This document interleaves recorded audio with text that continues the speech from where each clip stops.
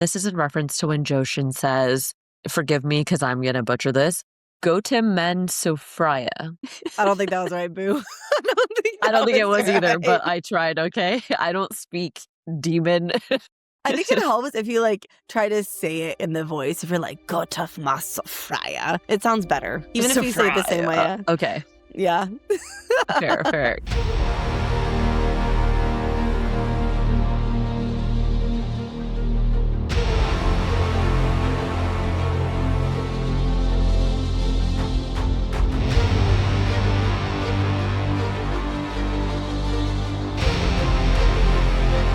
Hi, everyone. Welcome back to the Booked on Fantasy podcast. I'm Madison. I'm Lorraine, and we are two best friends who explore the world of fantasy through books, shows, and movies, but with a heavy emphasis on books. We've covered quite a bit of ground in this episode, and per usual, we have thoughts and feelings galore. So, as a quick reminder, we will be discussing chapters 17 through 26 specifically, but since this is our first time reading Brimstone, you will not be getting any spoilers for the rest of the Booker series, just lots of crazy theories and reactions. Also, please make sure you have read both Quicksilver and the Kingfisher POV bonus chapters because we will make references to both. Furthermore, we would like to remind everyone that this is an adult podcast where we will have adult conversations. Explicit language or potentially triggering topics may be discussed, so please be mindful of that and adjust accordingly. Our next Quicksilver episode will cover chapters 27 through 35. And then a couple weekends ago, we attended our very first book convention and we had a blast. We had the privilege of moderating panels with authors and voice actors, chatting with voice actors one-to-one in the Story Forge, and also we got to do a live interview with the Fourth Wing graphic audio cast. This was all part of the Rebels and Realms book convention. So we are working on getting those interviews uploaded, though fair warning, the audio may be kind of quiet. We do have that Fourth Wing graphic audio episode up already, so definitely check that out if you're interested in hearing from them. And then next we have our reviews of the week. Our first one is from KNIB7, and they said, wow, I'm a brand new listener and new to the fantasy genre. I really love this podcast because it's like a no spoiler read along. Sometimes I read too fast that I miss some important details, and I love how these girls do the homework for me and make those connections. It's also nice that it's like we're reading together with no skipping ahead. I just really love that because other podcasts don't seem to do chapter by chapter breakdowns, and then they end up spoiling the book with their summaries. Way to go, girls. Yay! That's why we do spoiler free. For the most part. For the most part. I do love the spoiler-free way. It's fun. It's fun when you feel like everyone's reading it together. It kind of sucks like you enter a convo and everyone's like already read the whole series and you're like, oh, I just started the first book. Right. I don't know anything. I like to theorize, obviously, and a lot of times we're just wrong. But that's what makes it fun, you know? So. Yes.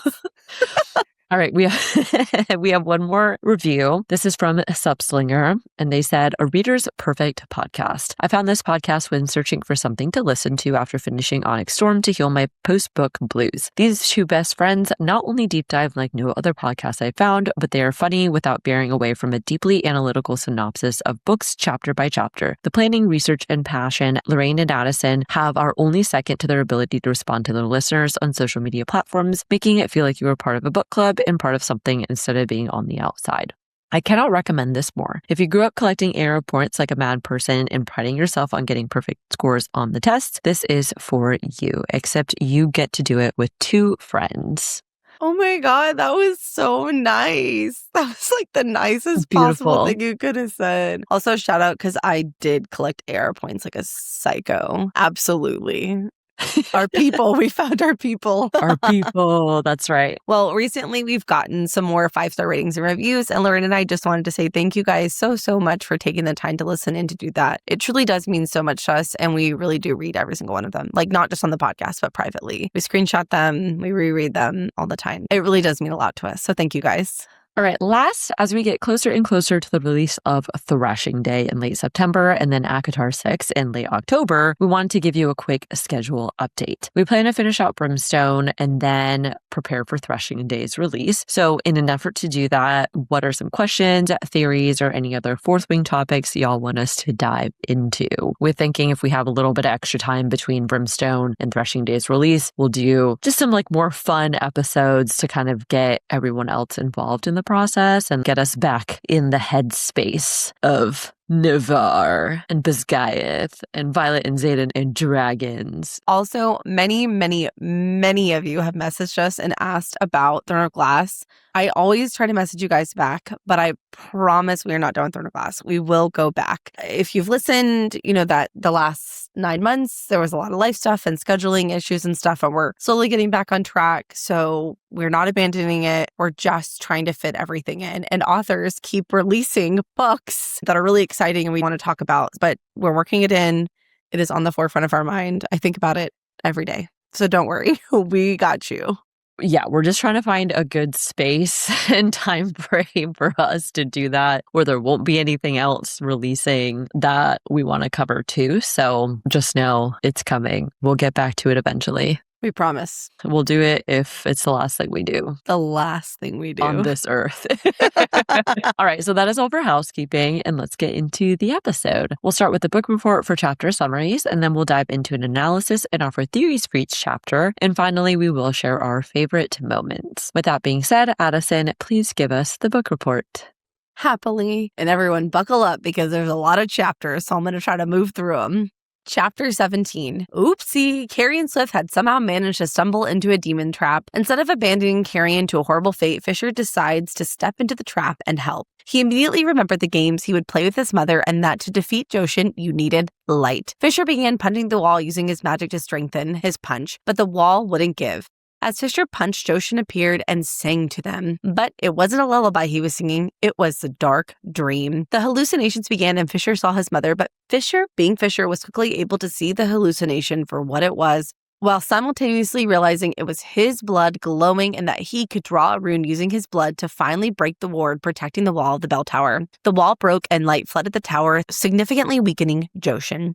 Carrion wanted to unalive Joshin immediately, but Fisher stopped him, and instead, they struck a bargain. Venom freely given and a secret in exchange for Joshin's life. The bargain was struck in blood, but Fisher had one more trick up his sleeve. He reserved one lone scorpion and then lit what remained of Joshin's corpse. He went up in flames, but the nightmare wasn't over yet. Chapter 18. It's time for an awkward family reunion in the library. Algat was pissed about the giant hole in the wall and Guru escaping, so she gave Saris the promised book and laid down the law about when she could have access to the library and promptly left. Meanwhile, Foley continued to be shitty to Saris, which triggered Lorith, while dangling Foley out of a giant hole in the library while he gave him the 411 about Saris being Fisher's mate. Lorith released Foley and the conversation continued. Foley explained why he had basically lived in the library and how he had managed to not be bound by the rules of the Blood Court, while Saris, not wanting to intrude, also tried to bail, but not before Foley noticed her runes. Foley agreed to help Saris, but insisted that she must get some much-needed sleep first. They agreed to meet the following day. Chapter 19. Fisher got to work making the antivenom before Joshin's poison could fully take hold, all while being plagued with hallucinations of his mother and Morel. Bottoms up because Fisher finally managed to make the antivenom. Carrion and Fisher both drank and immediately began seizing. Poor Carrion and Fisher suffered for a long while on the floor of Vora's shop, but once they finally started to feel better, they decided to make their way to Carrion's apartment for some whiskey and to be in their feels and have a heart-to-heart. Fisher asked Carrion if he was in love with Saris, and Carrion gave an emotional response. He told Fisher he loved Saris, but he was not in love with her. They then continued their conversation about love, loss, grief, and pain. Chapter 20. Saris stared at a crack in the obsidian wall for hours, and just as she was about to admit defeat and give up, she drifted off and found herself in a beautiful snow-covered clearing where she found her mate chopping wood. Fisher told Saris about Joshin and the tower, and by the time he was finished, Saris was freezing, so they headed into the cottage. There waiting for her was sweet baby Onyx. Things got steamy very quickly, and Onyx pretended he saw a moth to chase so he could get out of there before the clothes came off. After what seemed like the longest sex scene Lauren and I have ever read, Saris and Fisher share a meal, and Saris finally tells Fisher about blowing a hole in the library wall and her encounter with Foley. The conversation took a turn about why Rumpus hated Taladeus so much, and Fisher dropped the bomb on us that Everlane had once been in love with Taladeus and they were to be married. But the night before the wedding, Taladeus defected to the Blood Court and turned vampire for none other than Zovina. Boo. Did not see that coming. I still love him though. Okay. Chapter 21. Fisher awoke back in Carrion's apartment and found that both his hand and his wounds from his encounter with Joshin were healed. Carrion, unfortunately, was not so lucky. Carrion gave Fisher a change of clean clothes, and while Fisher was changing in Carrion's bedroom, he noticed there were dozens of drawings of Avelia, one in particular of Carrion's mother, Amelia Dianthus. Fisher remembered the day Bellicon killed Rurik, but his memory was interrupted by Carrion. Expecting Fisher to say something disparaging about all his drawings, Carrion was shocked when Fisher instead told him, "I see a male longing for a place and a people he has never known." Chapter 22. Sirius wakes back in her room in Santa's Roth and realizes that the bite mark from Fisher was very real and very much still there. She left quickly and made her way to the library, but was stopped by Lorith. Sirius tried to skip out on training, but Lorith convinced her it was important, and thanks to the gods he did, because we got to read about Sirius giving him a run for his money with a staff. Sirius headed to the library to meet with Foley, and surprise, surprise, they started arguing. Lorith arrived and confirmed that the Lupoprolia did in fact send Foley many letters, even though Foley never received them. Sirius's Quicksilver room started acting up, and Foley gave Sirius a book and instructed her to start practicing building a relationship with the Quicksilver instead of blindly bending it to her will. Begrudgingly, she agreed and headed to the forge, but was stopped by a little stargazer who gave her a paper cut and tried to urge her back into the library, but the poor little bird went too far and lost its spark of magic once it left the library. Chapter 23.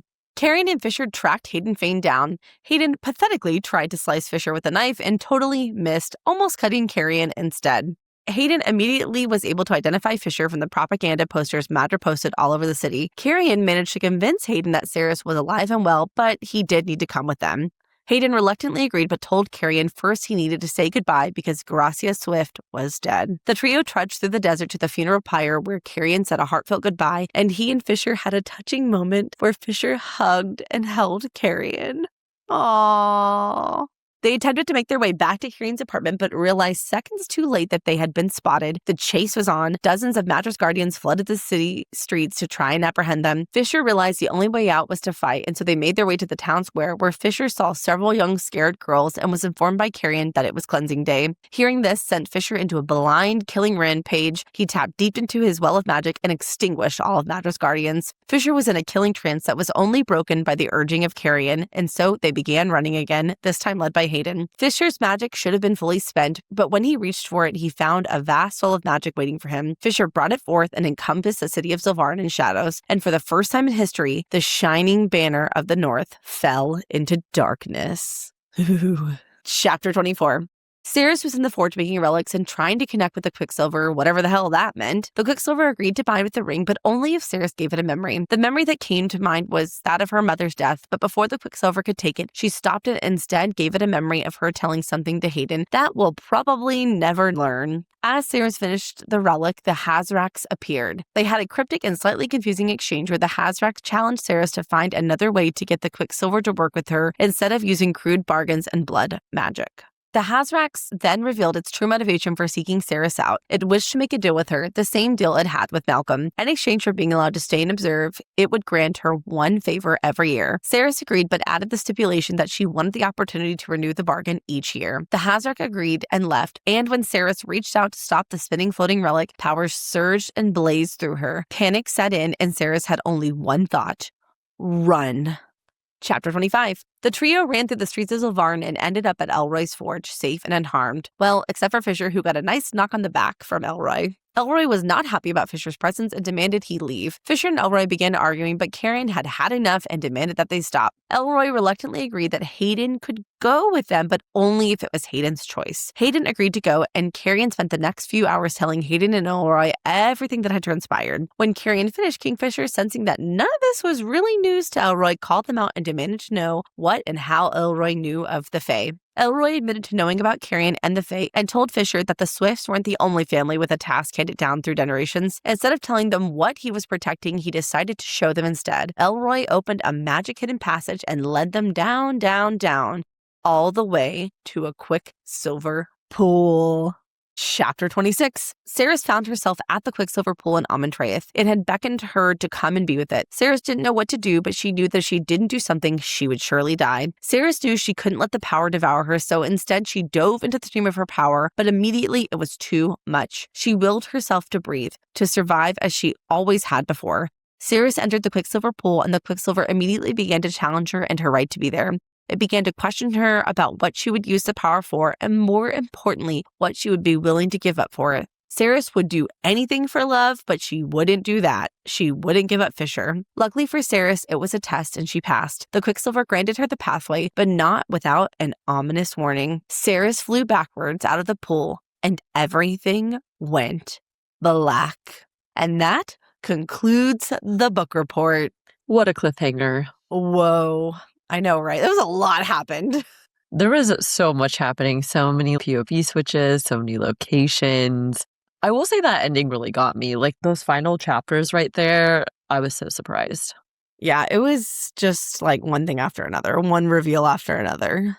And we're not even to the end of the book. We're only halfway through. I'm like, know. Damn, what else is going to happen? I really want to know what happens at the end here. I'm very excited to continue reading. So anyways, thank you for those summaries. And without further ado, let's jump into the analysis portion, starting with some overarching thoughts. As always, I love Carrion Swift, okay? He's just the best. He's funny. He's hot. What's not to love, you know?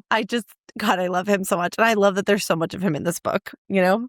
In all seriousness, I really, really did enjoy in this set of chapters getting to see a deeper side of Carrion that went beyond his boyish charm and humor. I also really enjoyed seeing his relationship with Kingfisher develop. I felt there were really a lot of touching moments for both of them individually and together, and I just really enjoyed reading that. Next, we will, of course, discuss at length when we get to chapter 21. But y'all, I was not about the Huntsman chapter. I was not about it. Bro. Okay, bro. There were so many things wrong with it. I don't even know where to start, but fear not, because I listed them out. But I just want to give you guys a heads up that I will be complaining at length. So just prep yourselves. That's a TED Talk prepared about why we did not like the Huntsman chapter. Yeah, the more I typed, the more I was like, and I don't like this, and I don't like this. I had to stop myself because it got very detailed. Very detailed. I'm ready. I'm ready. I know, right? And last, overall, I thought this set of chapters was just really exciting. I really liked all the emotional character building, the action, and especially the twist with Elroy and learning that there was just really a lot more to Zilvarin than met the eye. And I was very here for it and about it. Yes, I like getting the world building and the lore about Zilvarin because I just want to know what the hell is going on. What's going on in this desert with two suns? And what the hell is Madra doing? What is she doing? You'll find that Lorene is very fixated on this, although she has many, many very wonderful and clever thoughts here. So just prepared to be amazed.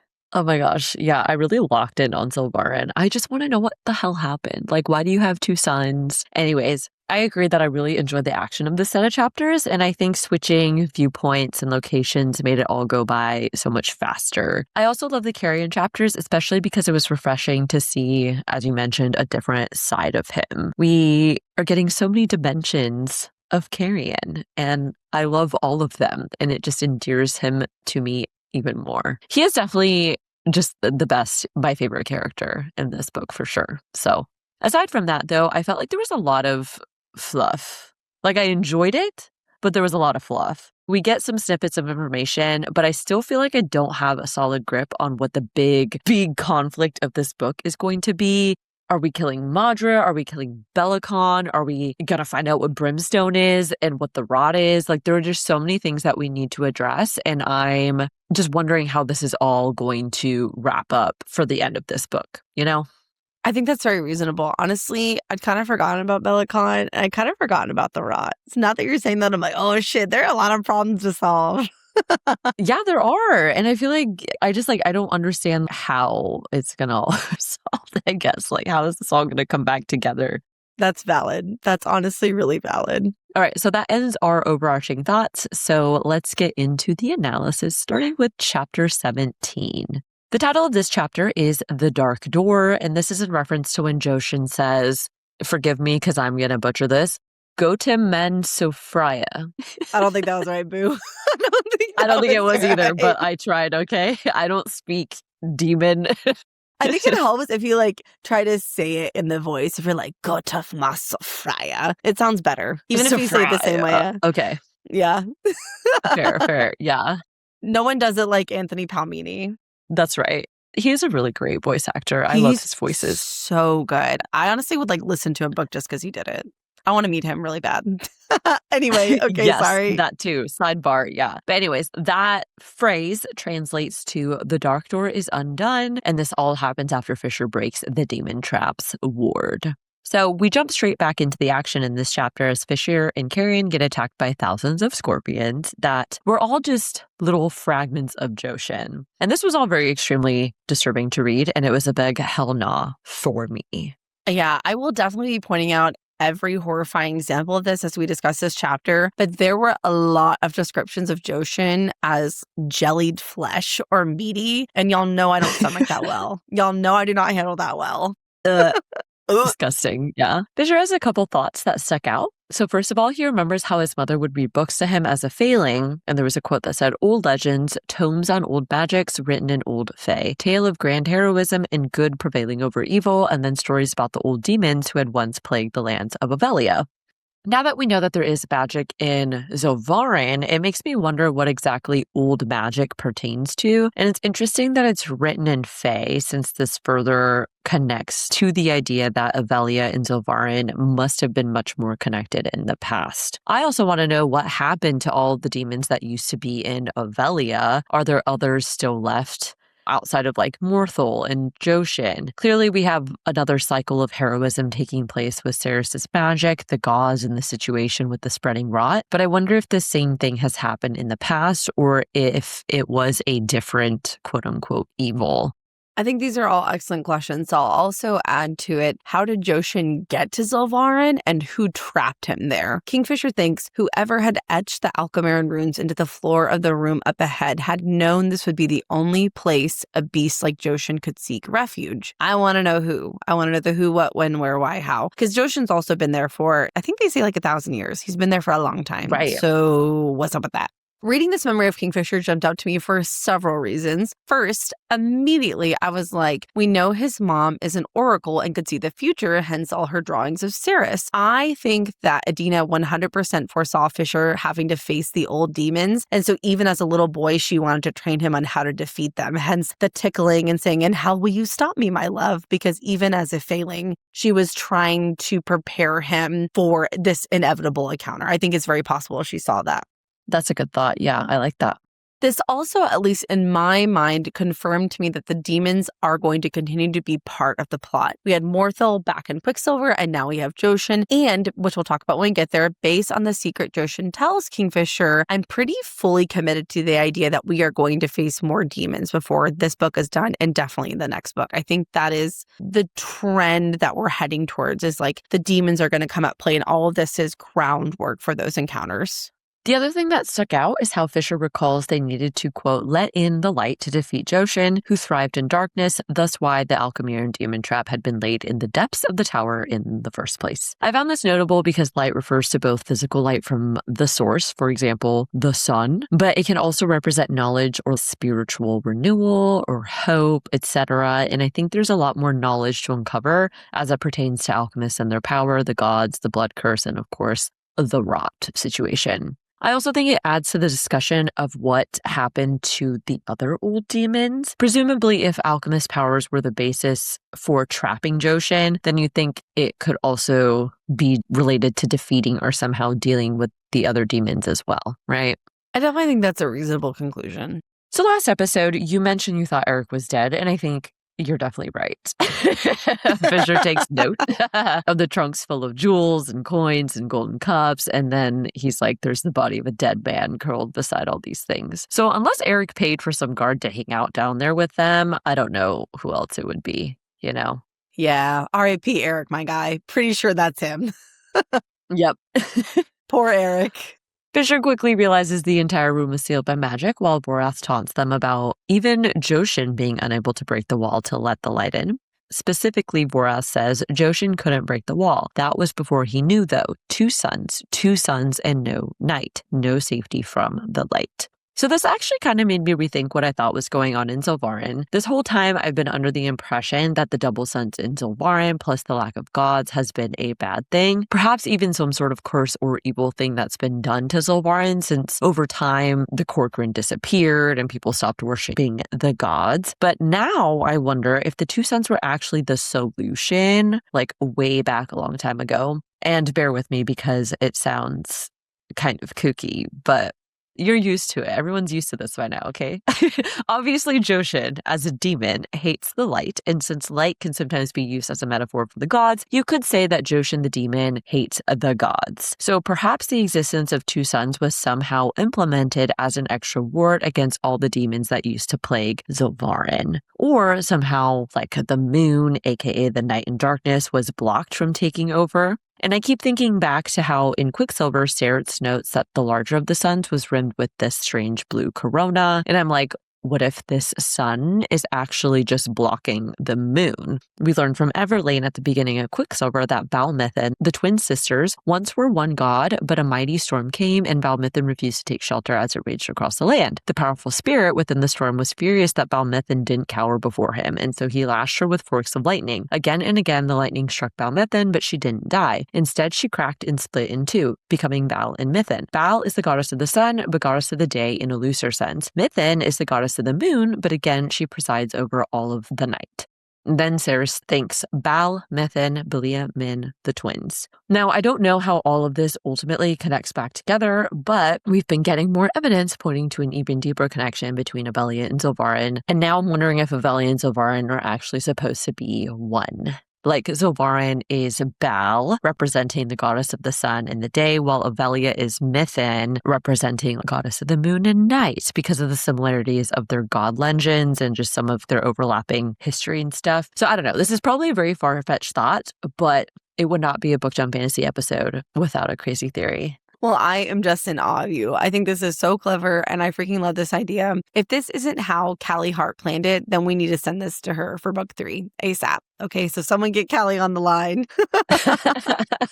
In all seriousness, I definitely agree that there is some kind of connection between Zilvarin and Avelia that goes beyond what's happening in real time. I really like the idea that the two suns was some kind of way to protect Zilvarin from the demons, especially because, as I just mentioned earlier, and we'll continue to keep shouting about, I really think we're going to encounter more demons in this series. I really do.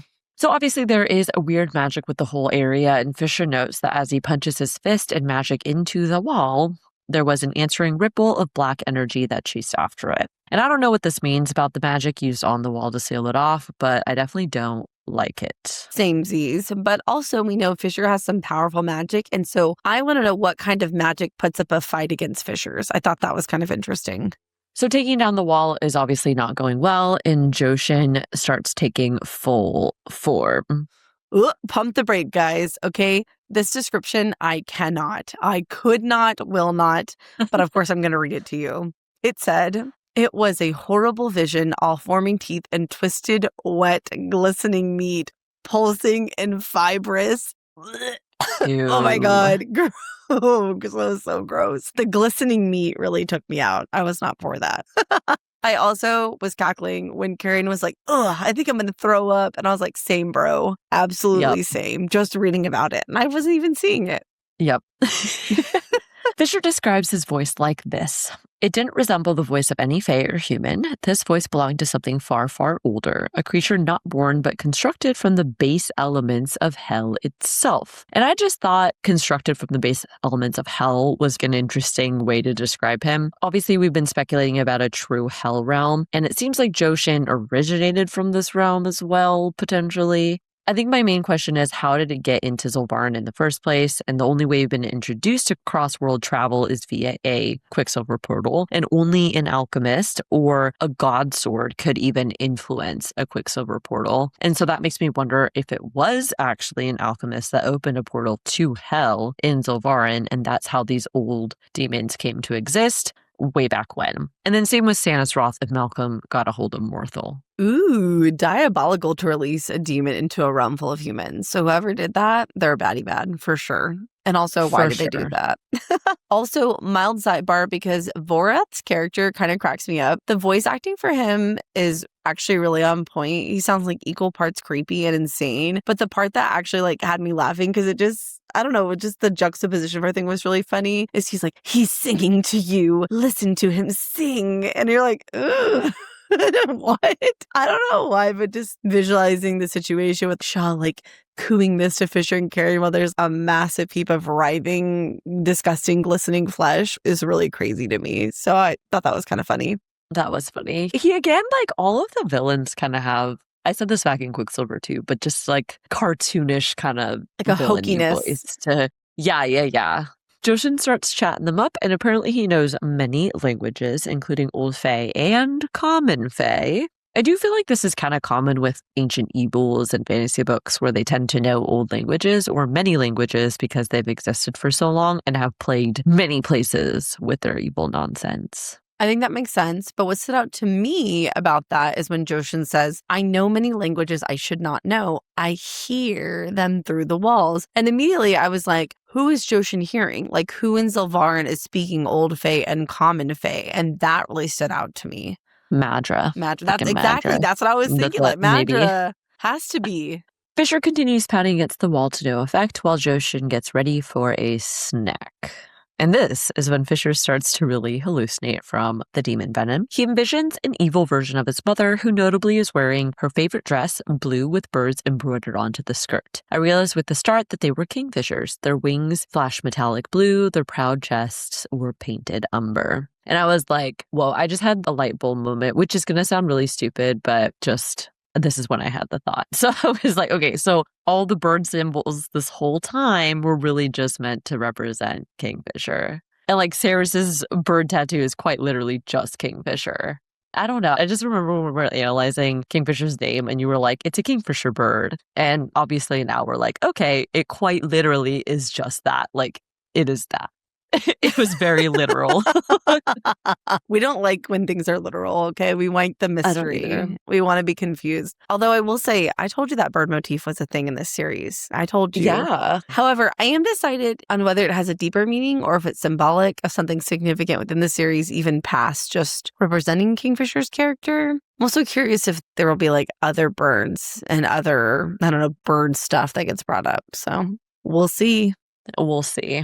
Despite the very evil version of Adina Fisher was experiencing, I like that Fisher was able to ignore it because deep down he knew his mother really loved him and would never think of him as weak or lazy. Honestly, this would be a special type of torture, though, and I wonder if Fisher is experiencing this type of torment from the venom because he himself has blamed himself in the past for a lot of different things that went wrong. For example, like what happened at Gilthry. Oh, absolutely. I think that's the whole point of Joshin's venom. It identifies and preys upon your biggest insecurities. We know it's a core part of Fisher's character to blame himself for basically everything bad that's ever happened in the history of the world. To be honest, though, I feel like if Joshin were a more clever demon, he would have made the hallucination much more realistic and believable to really trick his victims. Like, I feel like the hallucination pivoted really hard, really fast, like too fast for Fisher to actually buy into it. Because very quickly he was like, my mom didn't talk like that. That ain't her, My mama didn't say that.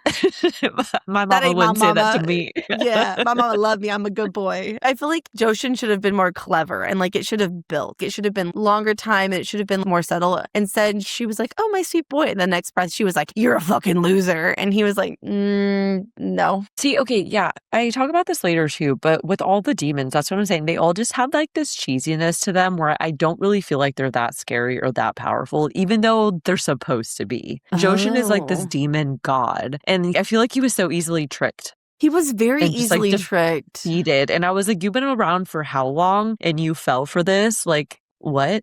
A simple trick of pride was all it took. All it took was Fisher to be like, are you not more important than me? And Joshin was like, yes, I am. You hurt my feelings. Yes, sting. That's how I imagined him. Okay, and then you just like squash him. Yeah, pretty much. He's a bug, anyways. a literal bug or insect, whatever. You know what I mean. Yeah. So brute force clearly wasn't working against the wall, though. So Fisher uses his blood to write the rune for break on the wall, which does finally work. As the rune works its magic, I noted Fisher sees the magic that shielded the wall stretched thin. A veil of shadows shivered over the stonework and thinks strange since I hadn't even reached for my magic. I am just curious about what this is about. It seemed like prior to the rune, the wall was just kind of absorbing whatever magic Fisher threw at it. So I wonder if now that whatever magic kept the wall up is broken, Fisher's shadows were releasing or something like that. I was curious about that too. I wonder if this is actually something we're going to call back to later. For example, maybe Fisher is going to encounter another demon or another situation where the magic behaves this way and he remembers this moment and gets out of it in a similar way. A chaotic sequence of events happen as Fisher finally breaks the wall to let light in. Joshin's scorpions are freed of the demon trap, but also melting from the light, and then Carrion kills Shaw. Which, that was very satisfying because Vorath is just an annoying little weasel rat thing. Oh, Be he thought gone. was coming to him. Yeah, he's an annoying little scorpion, a pest. That's right, yeah. A little critter. Get him out of here.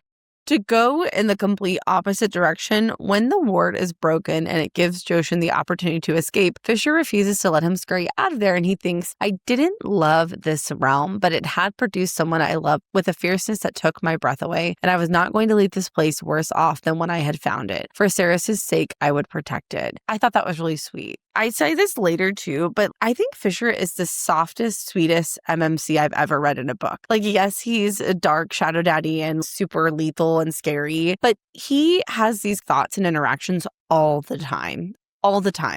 And I love that. I'm a sucker for that. He's just a little softy. He is. Joshin says a few other things that I thought were worth noting. First, he says to Fisher, you are a creature of shadows. When you already live in the darkness, hell is right there at your fingertips. And the straightforward interpretation is that Joshin is referring to Kingfisher's shadow magic. But I do think he's also implying Fisher may be more connected to hell as well because of his power, or it could be a clue as to the origin of his shadow magic, aka Styx, if you guys recall my old rants. Ooh, I like that. I think that's a really good call out. I do feel that Joshin spoke not quite in riddles, but there could be a lot of hidden meaning to the things that he said. The second thing, Joshin correctly assumes he was more valuable alive to them and says, I'm older than this city, older than the wheels of fate that turn your tides, princeling. The secrets I know are more valuable to him than revenge. And that line stuck out because as far as we know, the wheels of fate are governed and or influenced by the gods. And so is Joshin implying he's older than the gods? Not to mention, I'm sure he must know more about Zilvarin's magical history. I mean, he maybe even has info about Mandra and what's going on with her too, Oh, I think he definitely does. I think the secret he tells Fisher later has to be about her, which of course we'll talk about more when we get there. In the process of bargaining with Joshin for his venom, Fisher threatens to kill him and sell his ashes as seasonings to the humans. And I was like, that would be so disgusting. Imagine being at the market and they're like, here's a special blend of seasonings. And really, it was just demon ashes. Absolutely not. Disgusting. Absolutely not. Do not trust anything Fisher gives you for cooking. You know what? Don't trust anything he cooks. I'm sorry. No. Gross. Anyways, so the final line, Joshin says, sacrilege, I am a god, you cannot. And then he just trails off. And from the last set of chapters, I'm just trying to keep things straight. So Joshin was referred to as one of the lost demons, but does this mean he is a demon god? And if so, what are the implications of his power? And in general, what does this mean about these other lost demons as well? It seems weird that if he really was of a god level as a demon, that he could be so easily tricked and trapped by Fisher. I go back and forth on this because they are ancient and powerful, but also it seems like Joshin just thinks very highly of himself and equates himself to a god. After all, Fisher and Carrion were able to best him and could have actually killed him. And I always think of gods as being truly immortal, like Zareth. Like, I don't think Fisher and Carrion Swift, of all people, could have bested Zareth. And so I think Joshin just thinks very highly of himself, In the end, the deal is that Joshin will exchange one secret in his venom in exchange for his life and his release. And I love that Fisher immediately thinks of a bunch of ways to get around the deal. And again, I'm surprised that this ancient demon god isn't more careful with his bargain. That's what I thought too. Surely after millennia, you would be a little more clever and a little more careful. But instead, he was just like super arrogant and prideful and like was bested quite easily. And don't get me wrong, Kingfisher is formidable, but like that was it. That's all it took. Okay. It was just weird to me. Anyways, true to his tricky nature, Fisher picks up a scorpion and puts it in a box as a way to ensure Joshin isn't fully killed. So it just means that it will take Joshin a long time for his demon body to regenerate. And after getting the secret, he lights Joshin's ass up. And I was like, pew, pew, pew, pew. Pew, pew, pew, pew. Bye. Bye. During this scene, Fisher thinks, I had no control over fire. It wasn't my element to command. A part of me suspected that it might be Carrion's, but he was in no fit state to try conjuring unknown magic. And I tell ya, my brain lit up like the 4th of July. Makes me want a theory real bad. Given all of our speculations about Brimstone and fire, plus now this interesting situation with Sarah and her access to elemental fire magic as an alchemist, this is very interesting that Carrion, as part of the diet, this line with an extremely powerful line of magic, would also have fire magic.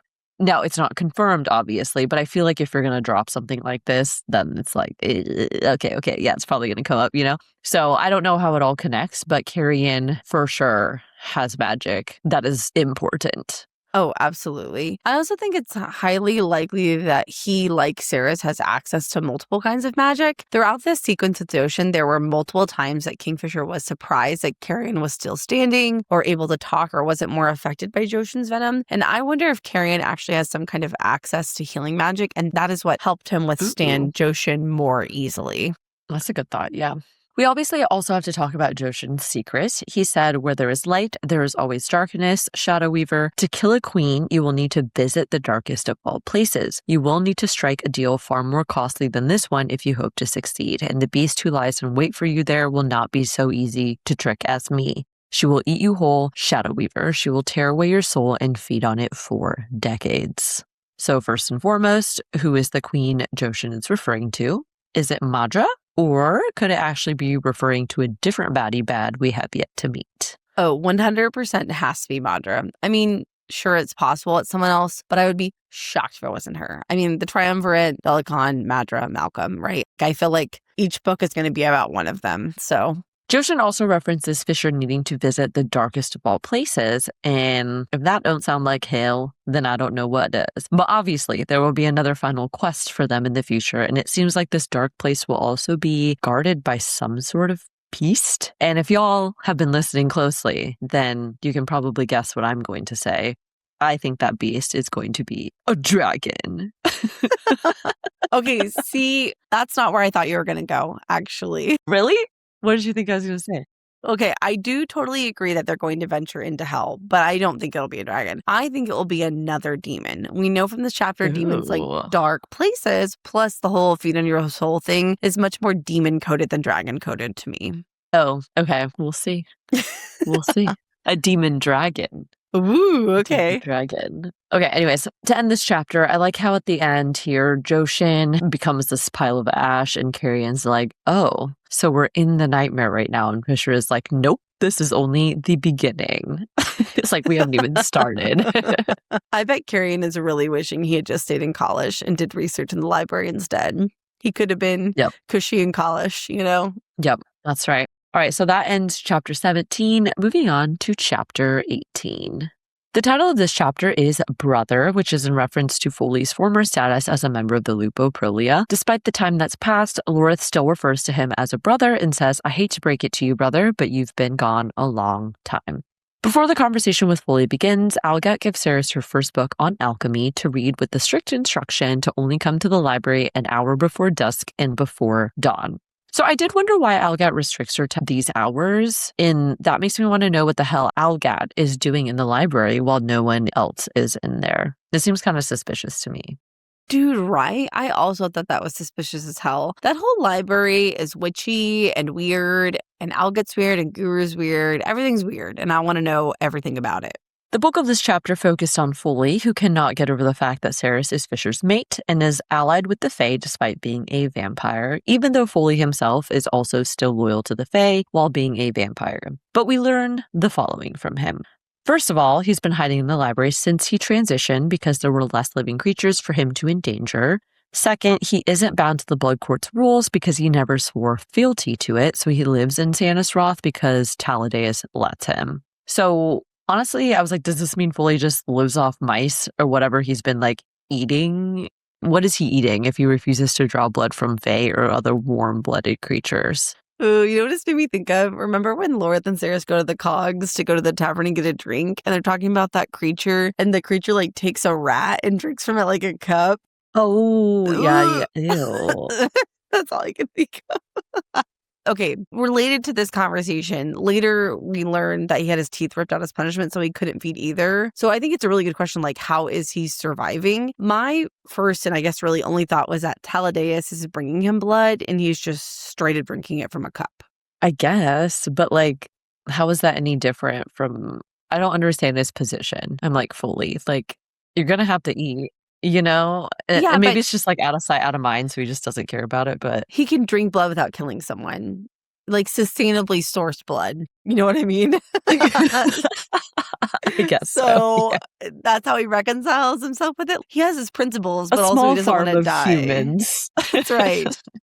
They died of natural causes, or they do like crop rotation with them or something. I don't know. Farm to cup. Free range human.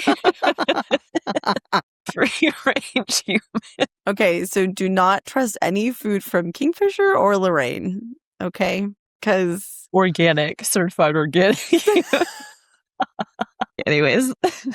Oh my God. We digress. Yeah, I guess Tal is just, I mean, he has to be drinking something because like he'd be dead if he wasn't. So anyways, since Foley has been living in the library for like 100+ years, I mean, honestly, I'm like, have you found anything useful about the blood curse or how to reverse vampirism? Ultimately, I just want to know what he's been spending his time reading about with all his time in there.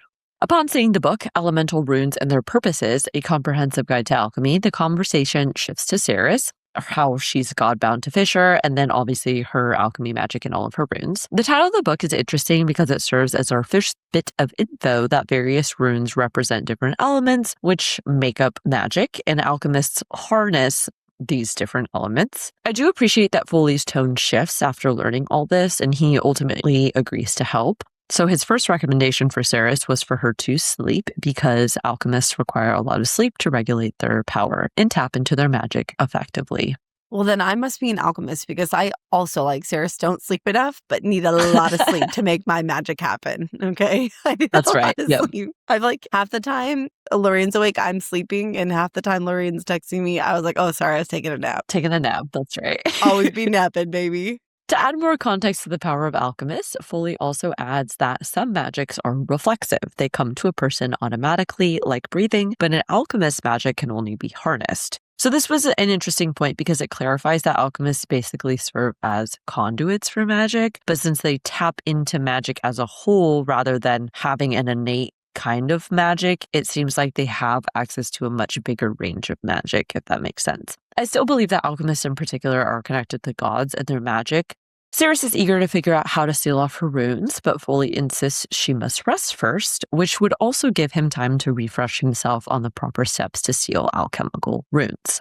Ceres then thinks back to something Elroy said to her in the past, "Until you learn how to be gentle, I will not teach you how to be violent." I really love this quote because it just makes me think about the importance of developing emotional intelligence and regulation in real life. It's so easy to just be very reactive and turn to more of the negative emotions that we have. And while I do think that they serve a purpose, if we leave them unchecked, they do tend to cause all kinds of damage to our own mental health and our relationships with others. Aw, Lorraine, you're so thoughtful. You're so sweet and considerate. Thank you. Honestly, I had kind of forgotten about Elroy. So when he got mentioned, I was like, oh yeah. And then of course he comes back in this set of chapters and I was very excited. I was excited about all the Elroy stuff, which I can't wait to talk about when we get there.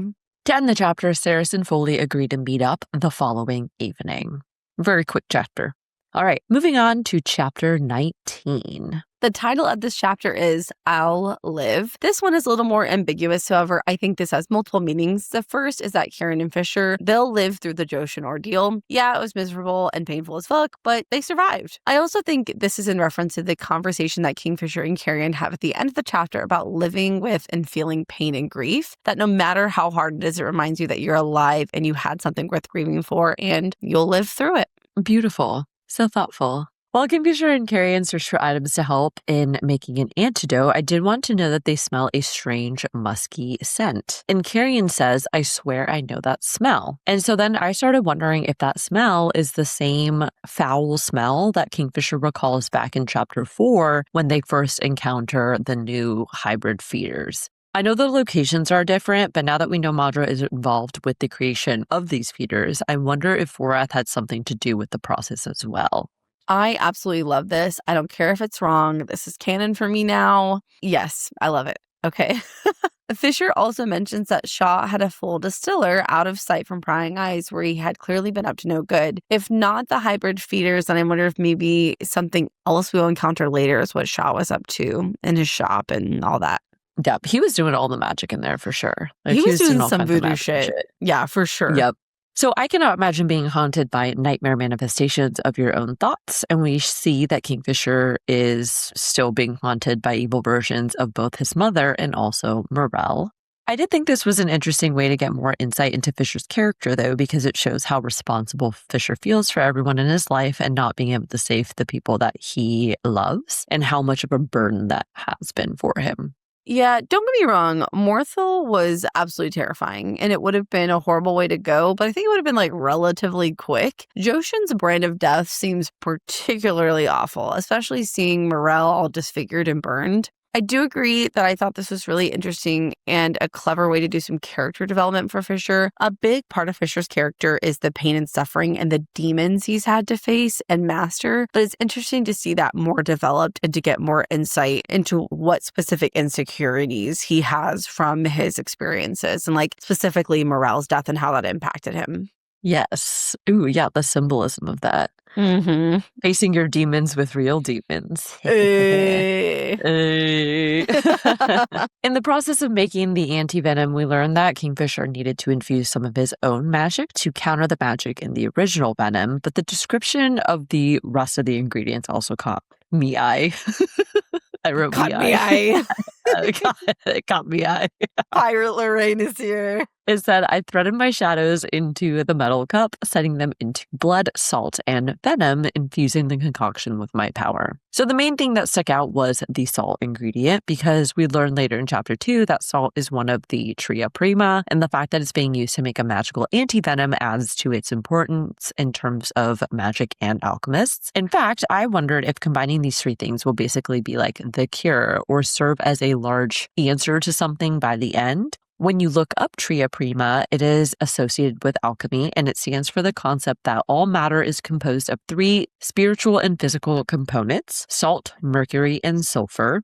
Salt represents the physical vessel of a substance, aka the body. Mercury represents the fluid and transformative principle and acts as a bridge connecting the body and the soul. That sounds like Quicksilver in this book and how it serves as a portal between realms and also has been a way to access the power of the gods and the gods themselves. And then finally, sulfur, which we've already connected to Brimstone in past episodes, represents consciousness, desire, and the life force of a substance. Something going on here. Something about uniting all these things is going to be important. I also feel like salt is going to be important for book 3 because so far we've gotten a book titled for each of the tria prima. First, we had Quicksilver. This book is Brimstone. So, is salt going to be related to the third? Although I will say naming a book Salt doesn't really, I don't know if I like how that sounds. Oh, you know what's so funny? I actually had that thought when I read this, but I didn't want to type that because I actually love the thought so much. But I did love is like, you got Quicksilver, Brimstone, Salt. Salt. It just like doesn't hit the same way. Maybe it'll be like salt and earth or like, yeah. Or something. Knackle. But okay, you really derailed me. Damn it, Lorraine. Okay, I loved the thought. It was blowing my mind. I've already said this once this episode. I don't care. Get Callie Hart on the phone right now. Okay. We would like to help with book 3. And by we, I mean Lorraine. I would definitely be willing to be the hype girl, though. I'm totally good at that. Salt. We'll call her up. We'll workshop the name. We'll work on it. I mean, I like this analysis. It makes sense to me. It works. Maybe the third book will be called Tria Prima. Just Tria. Oh, yeah. Yeah, or something like that. But just go ahead and put me on Salt Watch because I'm here for that. Salt Watch. Salt Watch. Before Fisher and Carrion take the anti-venom, I do wonder what Carrion's nightmare is. Based on the context and the information we get shortly after, I was thinking that it's a memory from his past and how he lost a human that he loved. There weren't a ton of plot details in this chapter, but I still loved it because of its importance for character development. We see that Fisher's attitude towards Carrion softens because he learns more about his past, and we as readers also get to see Carrion not just as a jokester character who makes us laugh, but as someone who has experienced love, loss, and pain and uses humor as basically a coping mechanism. I wondered what his nightmare was too. My first thought was actually that it might be Gracia or one of the other women who looked out for him over the centuries, but I could definitely see it being the human that he had loved also. I think either would be good candidates. Later on in Carrion's home, Ceres becomes the topic of conversation, and Carrion first mentions that Ceres made the glass tumbler Fisher had just taken a shot out of. On the glass, there's a pattern depicting a tower that looked an awful lot like Maudra's palace being engulfed in flames. Dogs with curled tongues chased each other around the glass. And I wondered if this is some foreshadowing that they will burn down Maudra's palace for real, perhaps with Brimstone. Okay. I love that your brain is staying on track with like the real literary analysis, because all I could think about was that design. And that design is weird as fuck. Okay. You have a tower up in flames with happy, silly puppies chasing each other around the base of a burning tower. Like, what? What is up with that design? That's weird as hell. Wait, you envisioned the puppies like as happy puppies? I was thinking like demon dogs, like tongues of flame running around. Like that's what I was envisioning. I did think about that, but I went back and reread the description multiple times, and I feel like the way it's written, it seems like the dogs are just happily chasing each other around the base of the burning tower. Yeah, they're happy Maudra's dead. That's why they're happy. Ding dong, which is dead. I was very proud of Kingfisher's character growth in this scene. I thought Fisher showed some real self-awareness when he thought, but it was exhausting. This blind anger I harbored toward the male, it served no purpose. I was tired down to the marrow of my bones, and I didn't have the energy to maintain it. I think this is something we can all learn from, honestly. We all have things in our life that we carry with us, but at some point we can get bitter or we can get better. And it can be really hard to have the maturity to self-reflect and realize you need to let something go because it doesn't serve a positive purpose in your life, and really it drains your energy. And so I was very proud of Kingfisher, because I will say I was kind of on the verge of being annoyed at Kingfisher and be like, okay, you need to deal with your Carrion situation. So I feel like it came at the perfect time in the book. Oh, I like that. Bitter or better. Yep. Get better, baby. Coin that. That's right. That's an Addison original. Bitter or better. I like that. Yeah, it's true. We also get to the heart of Carrion's relationship with Ceres when he reveals that, yes, he loves Ceres, but he wasn't in love with her. Specifically, he says, when other people are full of the kind of fire that burns inside her, it eats them alive, but not Ceres. Her fire keeps others warm in the cold dark. It is her strength, not her weakness. Obviously, this is meant to be symbolic in terms of what Ceres represents to the people in her life and her spirit to survive and fight back. But I also think that there could be some like double meaning here in reference to her alchemy and her apparent affinity for alchemical fire.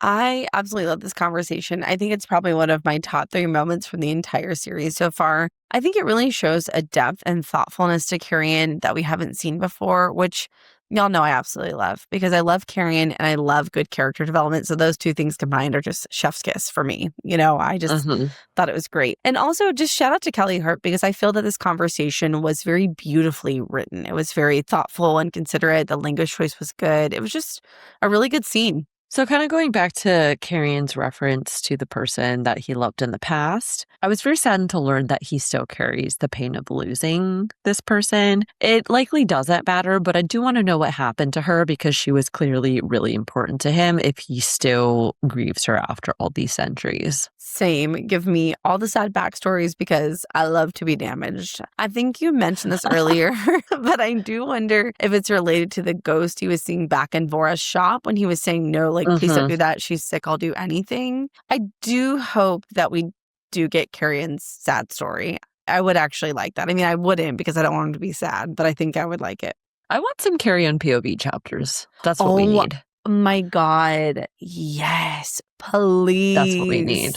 Fisher leaves us with some prudent advice when he tells Carrion, there's only one way to learn how to endure the pain the way I have. You have to suffer through it. Feel the pain you've been given, Carrion. Don't be fool enough to ask for more. The whole conversation about grief and pain really broke my heart, especially when Carrion was talking about how Fae and humans experience grief differently. I cannot imagine grieving someone for hundreds and hundreds of years. I feel like I've never really thought about what a really expansive lifespan would look like for that. And that was really hard to read. I felt really sad for Carrion. This is a new bar. In this world, I want someone to groom me for eternity. Oh my God. Okay. You know, when people are like, don't cry, she wouldn't want you to be sad. False. When I die, I want everyone to be devastated. I want them to be so thoroughly wrecked that they cannot get out of bed. Don't ever fucking tell anybody she wouldn't want you to cry. Bitch, yes, I would. I want all of you bitches to cry.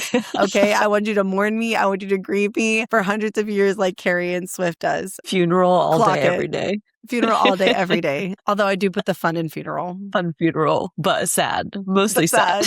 But stay sad. Stay sad, bitches. Yeah, I really loved all of this as well because in the context, Carrion wants to know how he can close off the pain that he feels. And I think we can all relate to wanting to forget or move past something that has caused us emotional pain in the past. But ultimately, I think closing ourselves off from emotional pain is closing us off from our own humanity and also our own identities. And the same things that cause us pain can also be the same things that bring us our greatest joys. And obviously, one of the best examples of this is just like our love for others in our life. Aw, Lorraine. Yay. We're so sweet. We're We sweet really and funny, are. guys. Aw, we are. All right. And on that note, that ends chapter 19. Moving on to chapter 20. Ooh. All right, guys. Oh, no. We have reached the Huntsman chapter.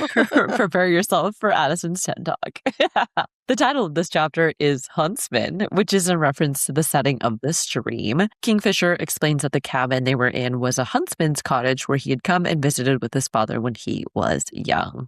As promised, we will be keeping it 100 with you all and say that personally, this wasn't my favorite chapter. At first, I was like, oh, this is like fun, spicy dream play. I can get behind this. But then it just went on and on and on. It was just so long. Remember a couple episodes ago when we were talking about how long a sex scene was? Like, that one has now been replaced with this one because this one was even longer. Yeah, I mentioned this in the overarching thoughts, but I have many issues with this chapter. I was going to list them all out here, but I think instead I decided to just incorporate them as we move through the chapter. So, never let them know your next move. And as I'm looking, it's basically the next, 5 minutes. This is going to be a list of notes. I tried to incorporate 5 bullet points as Addison's thoughts on the sex Lorraine skipped too much, and so I had to put it in there for us.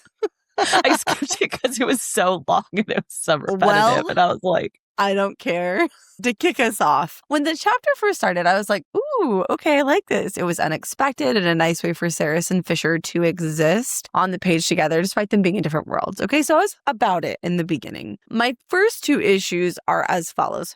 Fisher sees Saris and immediately worries that she's dead. And they're both like, how is this even possible? And Fisher's like, he actually says, we'll worry about that later. And then they never address it again. This situation is unprecedented. It's unheard of, even for Fisher. So it seems like maybe they should focus more on how and why this is happening. But no, instead, they get right to doing the deed. He's like, take your top off. And I'm like, okay, no, this is not the priority right now. I'm so angry. I'm like waving my hands. I'm going to fuck up and hit my mic. I already know I am. I wish you guys could see this. You can on YouTube. Go watch it. Okay. Second, the first few pages are really romantic. I actually really like the first few pages. They're in this beautiful setting. Same. They're overjoyed to see each other. There's this really nice dialogue. And then all of a sudden it gets so cringy so quickly. I can tell you the exact moment where I was like, ugh. I went from like, brother, what's that? Brother, ugh. Okay. Brother, ugh. Brother, ugh. It's when he speaks softly into her ear. And then Fisher says, so responsive. I love how your body reacts to me, little Osha. It lets me know that you're mine. And even saying it, I'm like, ugh. I did not like that at all. Okay. And it's not the sentiment, because I like a lot of their like, we love a touch her and die, possessive. Yeah, I like that they like love each other and want to be with each other, but came out of nowhere and it gave me the ick. It gave me the ick real bad. Then, once they get into the cottage, I went back and forth. Okay, some of the dialogue I liked, and some of it I definitely did not. I will say, though, just like sidebar, I did think it was funny when Fisher teases Saris about thinking dirty thoughts. And she was like, I literally just touched your ankle. Chill. And Fisher responds with, hey, it's okay. Some people have a thing for feet. And mine aren't as hairy as most people's. I like that one, too. That one was funny. That was pretty funny. She's like, I do not have a thing for feet. I'm like, you do, just say that. It's okay. They should have just kept it as like fun little banter like that. Yes. And then just kind of like had a nice little moment to then just debrief and catch each other up on stuff. Yes. That would have sufficed for me in this chapter. Well, and it's not even about the sex, which, okay, I'm getting ahead of myself. So this will probably not shock or surprise you, but I also did not enjoy a lot of the dialogue in the sex scene. And before you get mad at me and you're like, it's hot. Okay, let me just say, I think that Callie Hart writes Spice really well. All the sexy scenes we've gotten in Quicksilver and Brimstone so far, I have, I've enjoyed it. I've enjoyed it quite a bit. Yeah. It was just something about this one that I was not about. It was like too much and it was too over the top and intense. And I did not like it one bit. And I'm done for about 90 seconds while Lorraine says something. I think I just didn't like it because in the context of everything that's happening right now, it felt like it was just kind of like thrown in there. And I will say that I felt like the dream communication thing could have been better utilized for the plot. We were at a point in the plot where I was like, I don't want to be interrupted by this like steamy scene where they don't even talk about the plot. They don't even talk about the important things that are going on. I want to get to all the details that help me figure out what the hell is going on. And for them to only have been apart for maybe a day and be like, oh, I missed you so much. Oh my God, this was so terrible. It's so good to see you. Was a bit much for me because they didn't talk about anything important. There's no discussion of Joshin, very little discussion of Foley or how she needs to seal her runes. And I was like, those are very critical things right now. Unless they're not important. Maybe I've been doing all this theorizing stuff for no reason. And I just need to be like, all right, it's not important. It's not you, Lorraine. Yes. You're not the problem. It's Fisher and Sarah's. Okay, back on my bullshit. This exact thing drove me insane. They have been apart for one single day. 24 hours. 24 hours. I get it. They're newly mated and godbound and they just cannot get enough of each other. But come on. The world is ending. The rot is spreading at a frightening pace. Nadra is sending Frankenstein feeders. Bellicon is loose in the world doing God knows what. Maybe we should focus on that. Maybe we should focus on the important events that are taking place right now. Like the fact that both of them almost died in different ways. It was maddening to me. Again, not even mad that they had sex, but like do all that first. Talk about all of that first. Especially because they don't know how long they have here in this dream world. I just feel very strongly that they should have debriefed each other first and then, got to business. Okay. It feels like Foley being alive and found would be pretty significant for Fisher to know. And instead, he's like, Saris, yeah, girl, you fine as hell. Like, no, I'm really mad. I'm really riled up. Same. I don't take a I don't drink know. or something. Yeah, we gotta take a little breaky break because we're fired up. I'm heated. We're fired up heated. about this. Yeah. Anyways, let's get to the highlights of this chapter. Onyx is also in the dream because Fisher loves him. But I did find that just interesting. I was like, oh, Onyx is here. I wonder why. Like, how did he get in there? I guess they just conjured him in there. But anyways, Saris gives Fisher another tattoo, and there were a few lines that stuck out just for their potential foreshadowing or symbolism. So the first line from Fisher was when he said, I could feast on you until the ages turned and the suns all died and burned out in the skies, and I still wouldn't have had enough of you. And to this, I wondered, is he talking about Zavarin's sons? Because he says sons, not son. And the only place we know that has multiple sons is Zavarin. Lorraine, I love you so much. 99.99999% of the population is like, ooh, romantic, spicy. And instead you're like, but okay, perhaps he's referring to the sons of Zavarin? I don't know. Yes. Seems sus. Well, okay. And I say he's referring, but really, I mean, Callie Hart is referring through Fisher. Fisher doesn't know. But yes. But she's Callie does.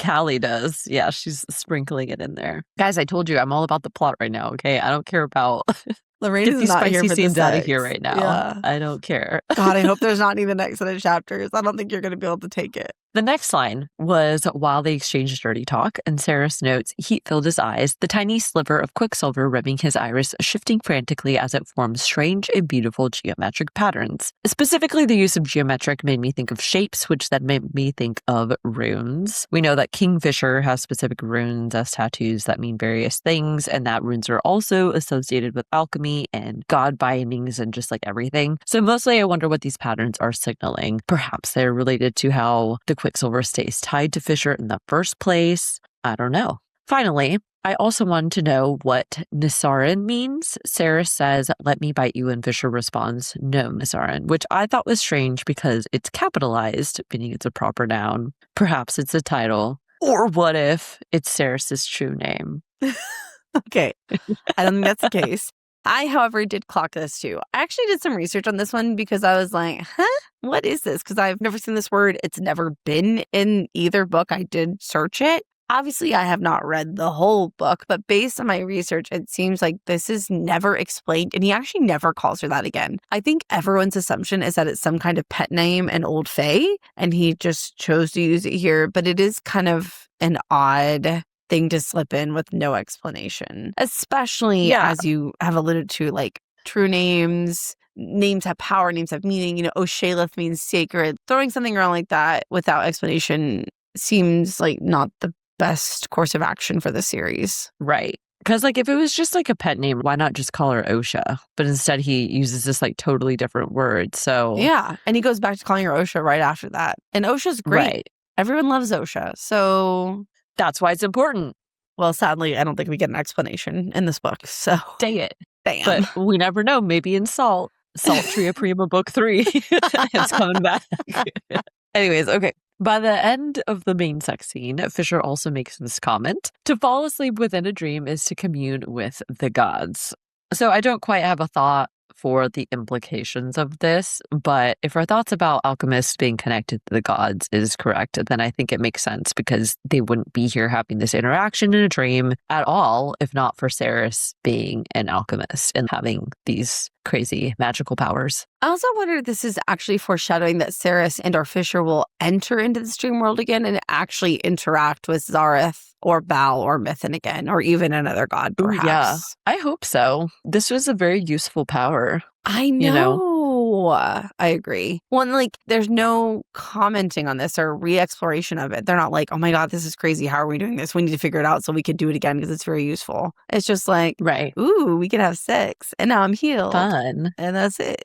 And I'm like, okay, well, fine. Cool. Neat.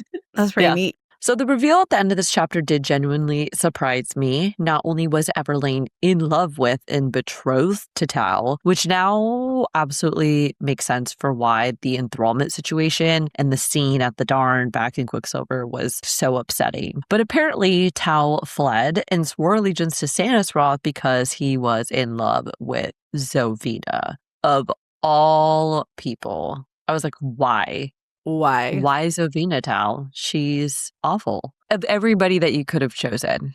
Dude. She sucks. Yes, and I don't get the appeal of her. So I did not see it coming at all. Zovina, of all people, like, I just could not wrap my head around it. It did make me deeply curious about what happened there. It seems totally insane to me that Tal would turn vamp just for a shot with Zovina. So I wondered if they were actually together, but then something happened and there was a falling out. I also did entertain the possibility that maybe they were mates. And so it's kind of a situation where Tal was like, I did love you, Everlane, but like then I found my mate. But then I would think Zovina would have feelings for Tal, which doesn't seem to be the case. I don't know. Maybe Zovina used to be great and then her time in the Blood Chorus hardened her and made her like awful. I don't know.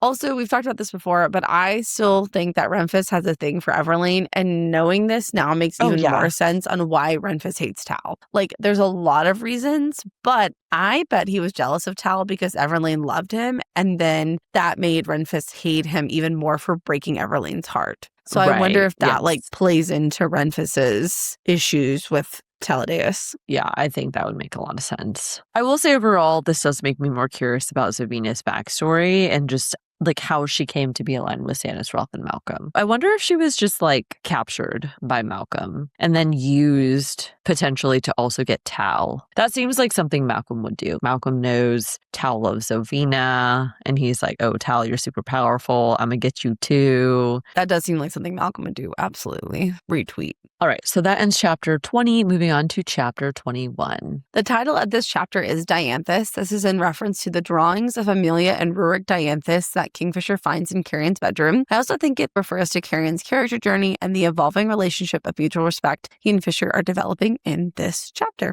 We check back in with Fisher, whose hands were healed by Ceres in a dream, and Carrion, who apparently is now showing signs of an STI, which I don't even know how that comes to be. I'm like, what is going on here? Like, Lauren, what? you don't know how STIs come to be? Okay, I'll tell you later. No, after I the don't, but episode. I'm like, was this from his romp with the water sprites? Like, is this where this is No, from? baby, it's the stinger marks from Joshin's scorpions. It just looks like that. Fisher's making a joke. Oh, Did you actually think that, okay. that That makes Carrion had an STI? No, I think I was misreading Fisher's tone. Okay, because yeah, I 'cause it didn't was realize totally a that joke. Fisher was joking. Because, okay, that makes a lot more sense. I was just like, why are you saying, I don't know. No, Okay, Fisher was joking with him. He was giving a hard time. Lauren, your brain is working too hard. I think so too, yeah. Oh my God. Well, to pivot, I did love the transition to Fisher's POV and then the transition of Carrion into the conversation. Like how Fisher was like, there's no fucking, and Carrion pops in and is like, no fucking way. And poor Carrion, he really did get the shitty end of the whole ordeal. It really was unfair. Fisher got to fall asleep, get healed, get some sex, wake up and be like totally brand new. And Carrion's just a hot mess. Yeah. Carrion supplies Fisher with a change of clothes, which I thought was very sweet of him. And while Fisher changes, he takes note of all the different drawings Carrion sketched. And one of the prominent ones was of Amelia Dianthus. As if we didn't have enough reasons to hate Velikon, we get more info with Fisher's recollection of Velikon murdering Rurik with his own godsword, Bitterbane. So I do wonder what happened to Rurik's godsword. Presumably, Velikon kept it for himself, but now that the Quicksilver is active again, would Velikon be able to even touch it? I think so. We've talked about this before. I think if the primary holder is dead, then it's kind of free reign on the sword. Now, will the sword grant you powers?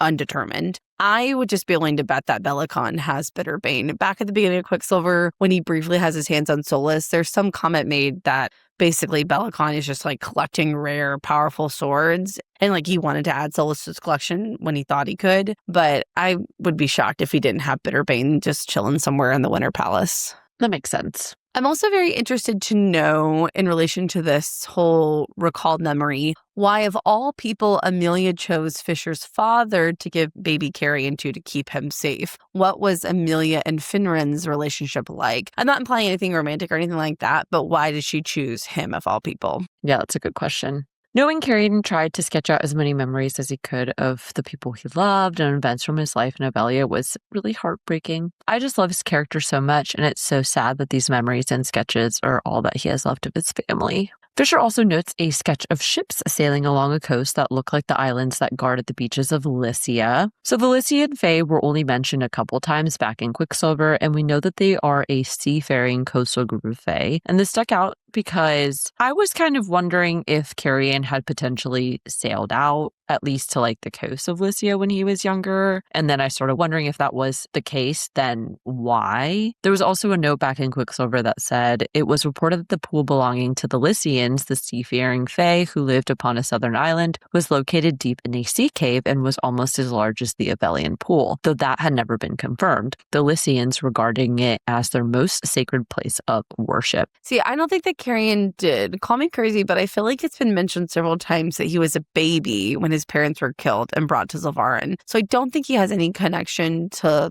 Lycia like that. He does mention that he copied a lot of those pictures out of the book, the same book that he threw on Gracia's funeral pyre. So I'm wondering if it's really just him just kind of copying images or making images based on descriptions from the book. Okay. I do feel like the repeated mentioning of them means Lycia is important for some reason, or perhaps they'll go back there. The fact that they have a large Quicksilver pool there is interesting, especially if it's considered a sacred place of worship, because does that mean the Lycian Fae continue worshiping the gods that everyone else seems to have forgotten? And given all our thoughts about the Quicksilver's connection to the gods, etc., it just felt like it might be important. I do think it's interesting that particular place in Kingdom of Fae has been mentioned far more than any other in both books. It is this place on the map, and I'm kind of like, in a fantasy book, if it's on the map, we're going to go there at some point. We're going to make a pass through there. So finally, I love that in this chapter, we continue to see Fisher and Carrion becoming more of friends, and that Fisher is starting to see and understand the deeper parts of Carrion. Rather than thinking Carrion weak, I was touched that Fisher tells him, I see a male longing for a place and a people he has never known. And this just made me really infuriated about Velikon all over again. I cannot wait for his ass to get got.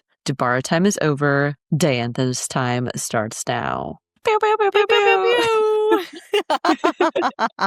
Well, I love this chapter. For me, it was just the right touch of emotion and connection between these two characters. Actually, I did get a little emotional, especially at the end when Fisher tells Carrion, you should keep hold of that, Carrion, bring it home with you. Up until this point, Fisher has made many comments about taking Carrion back home to Zilvarin, and I feel like this is finally an acknowledgement that he accepts Carrion and that his true home is in Avelia. And I really love that. Aw. You know, we love a burgeoning bromance. We love it. Bromance. Bromance, bro. I want them to be besties. Besties for the resties. Same. Aw. All right, so that ends chapter 21. Moving on to chapter 22. The title of this chapter is Stargazer. This is in reference to the end of the chapter when a little stargazer bird gives Ceres a paper cut and pesters her, clearly wanting something, which of course she ignores, which is totally fine, and I'm not annoyed about that at all. Not even a little bit. Nope. Don't even care. We are. You'll hear me complain about that also. Are.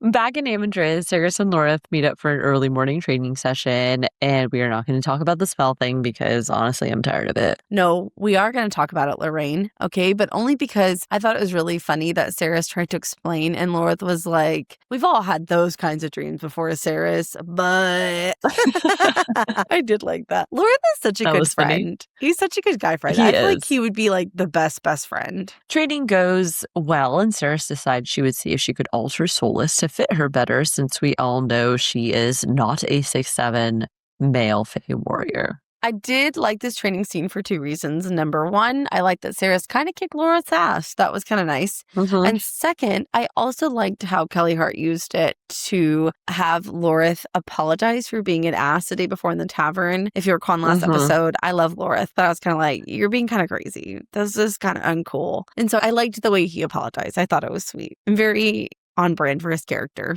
Later on, Ceres returns to the library to reconvene with Foley. While there, we learn a bit more about the stargazers. So apparently, stargazers like to use hair for their nests, but hair can also be used by a witch to do, quote, terrible things. And obviously this piqued our interest because we know Algat used to be a witch and was kicked out of her clan for practicing dark magic before she became a vampire.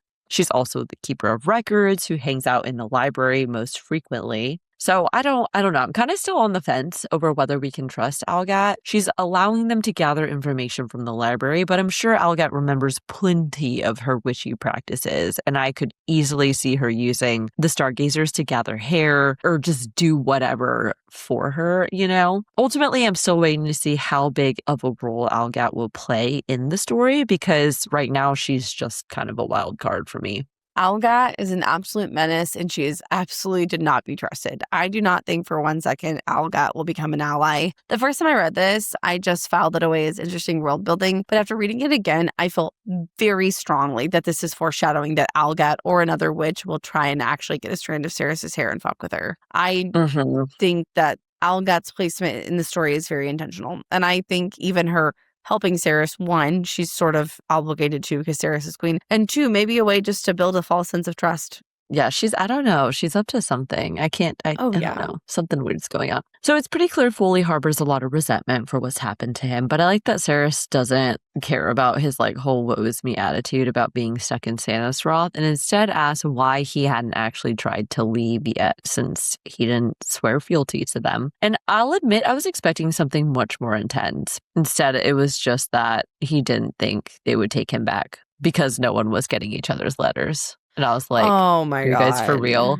Dude. Okay, yes. First of all, Foley needs to calm down and quit being such an asshole to Ceres. Okay, there's no reason for it. Yes. And I feel like if Fisher was there, which he will be shortly, he would not be okay with that. He would not be down with that. To me, it just reads like he's jealous of Ceres because of her close relationship with Fisher, Lorith, and Renfis. And Foley's just jealous of that, honestly. I did really like that Ceres didn't buy into his bullshit. And she was basically like, oh, poor little baby, why don't you go cry about it? You know what I mean? Like, you are in a prison of your own making. You chose to isolate yourself for 800 years from people who loved you and never once thought to leave or do anything else except for have a pity party for yourself. So I don't love Foley as a character. I'm going to be honest. Yeah. I I'm not enjoying my page Kind of time with annoying. him. Yeah, he is. I like that he helps, but getting to know him initially, I was like, you're really annoying. You could have left, literally. Like, you did not need to sit No in this one was freaking making you library stay for there. how many years? Exactly. Yes, I agreed. Okay, on a different note, though, who do you think was intercepting the records? Or, like, Ooh, the mail letters? the letters, yeah. Yeah, both Bellicon and Malcolm. I don't know. Who? I have a lot of good possibilities here. Malcolm seems the most likely, most obvious choice. Possibly Algat, since, they share the space. I also thought that maybe Zovina, because she's the keeper of missives for the Blood Court. Ooh. That's her title. That's a good So thought. I thought maybe her. My really wild card spot is actually Taladeus. I really don't think so, but I do gotta throw it out there as a possibility because Taladeus is Foley's maker and has a direct connection to him. I don't see why Taladeus would do that, but he would have access to them, I guess. So at this point, Ceres's runes begin to flare up again. This time, one of the more prominent ones is in the shape of an arrow bisecting a circle, which is the alchemical symbol for Quicksilver. Notably, the Quicksilver requires a lot of power, so this symbol on Ceres naturally hurts a lot more than the others. So do you think that this means whenever she accesses a different type of power or harnesses a different one, the corresponding rune will flare up or be activated? Yes, I think so. That is my takeaway from this conversation with Foley. Foley also takes note of the pattern of runes on Ceres's hand and refers to them as an Alchemirian shield, which all alchemists have, and we'll come back to the shield thing later in the scene with Hazrax. Oh, yes. I cannot wait to talk about the shield. I'm very interested in them and what they mean, and specifically why Ceres's is so intricate.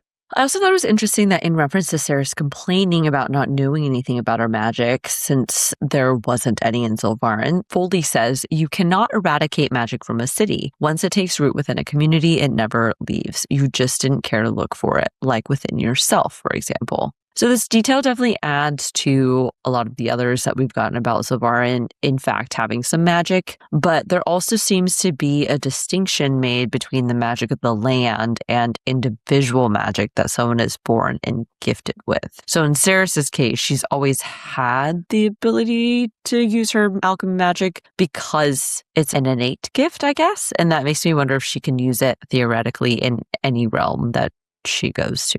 Okay, so put a pin in this quote and remember it because I have a working theory about the magic in Zilvarin. We'll talk about it when we get to the chapter with Carrion and Fisher when they're fighting the Guardians back in Zilvarin. But just remember this quote. Lock it in. Okay.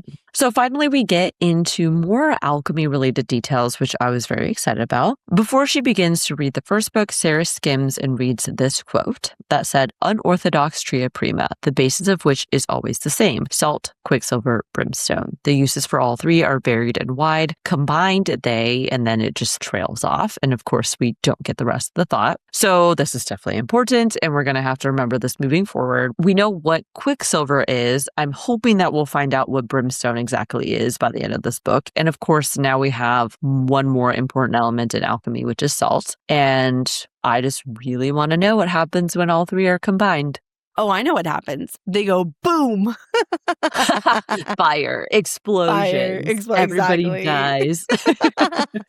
So next, Ceres learns that before she can seal her first rune, she has to practice transmuting Quicksilver until it's second nature and build rapport with Quicksilver. And I thought this was neat because even if someone possesses the magic of alchemy, that doesn't mean they have instant access to the power of various substances. The Quicksilver seems to be an equal decision maker in whether to actually grant its power to an alchemist. And then now that we have other substances like salt and brimstone, I wonder if a similar process will be required for Ceres to harness those as well, if they have similar kind of power like the Quicksilver does. Similarly, in this train of thought, I also want all the other meanings behind her runes to be revealed. What other substances will she have access to and be able to manipulate and control? There's a lot about the runes. I mean, obviously, I know we're going to get more about it, but in particular, I took note of Foley's comments about building a relationship with the Quicksilver in particular when he said, What happens when something or someone is oppressed for long enough that it finally rises up and says enough? This reminds me a lot of Saris and her thoughts in the early chapters of Quicksilver, specifically chapter 4, the conversations she's having with Heron, where she says, "It isn't disease that's contagious in my ward, Captain, it's descent. Anarchy and rebellion spread like wildfire. And what do you do with fire? You blockade it, trap it behind a wall, give it nowhere else to go until it burns itself out and dies a quiet death. That's what Madra's doing with my people. Except our fire hasn't burned out the way she'd hoped it would. It's under the most unbearable conditions that the sharpest, most dangerous weapons are forged, and we are dangerous, Captain. She has turned us all into weapons." And so to me, there's a couple of things going on here. First is like, there's this parallel between the way that Foley describes her relationship with magic and the way that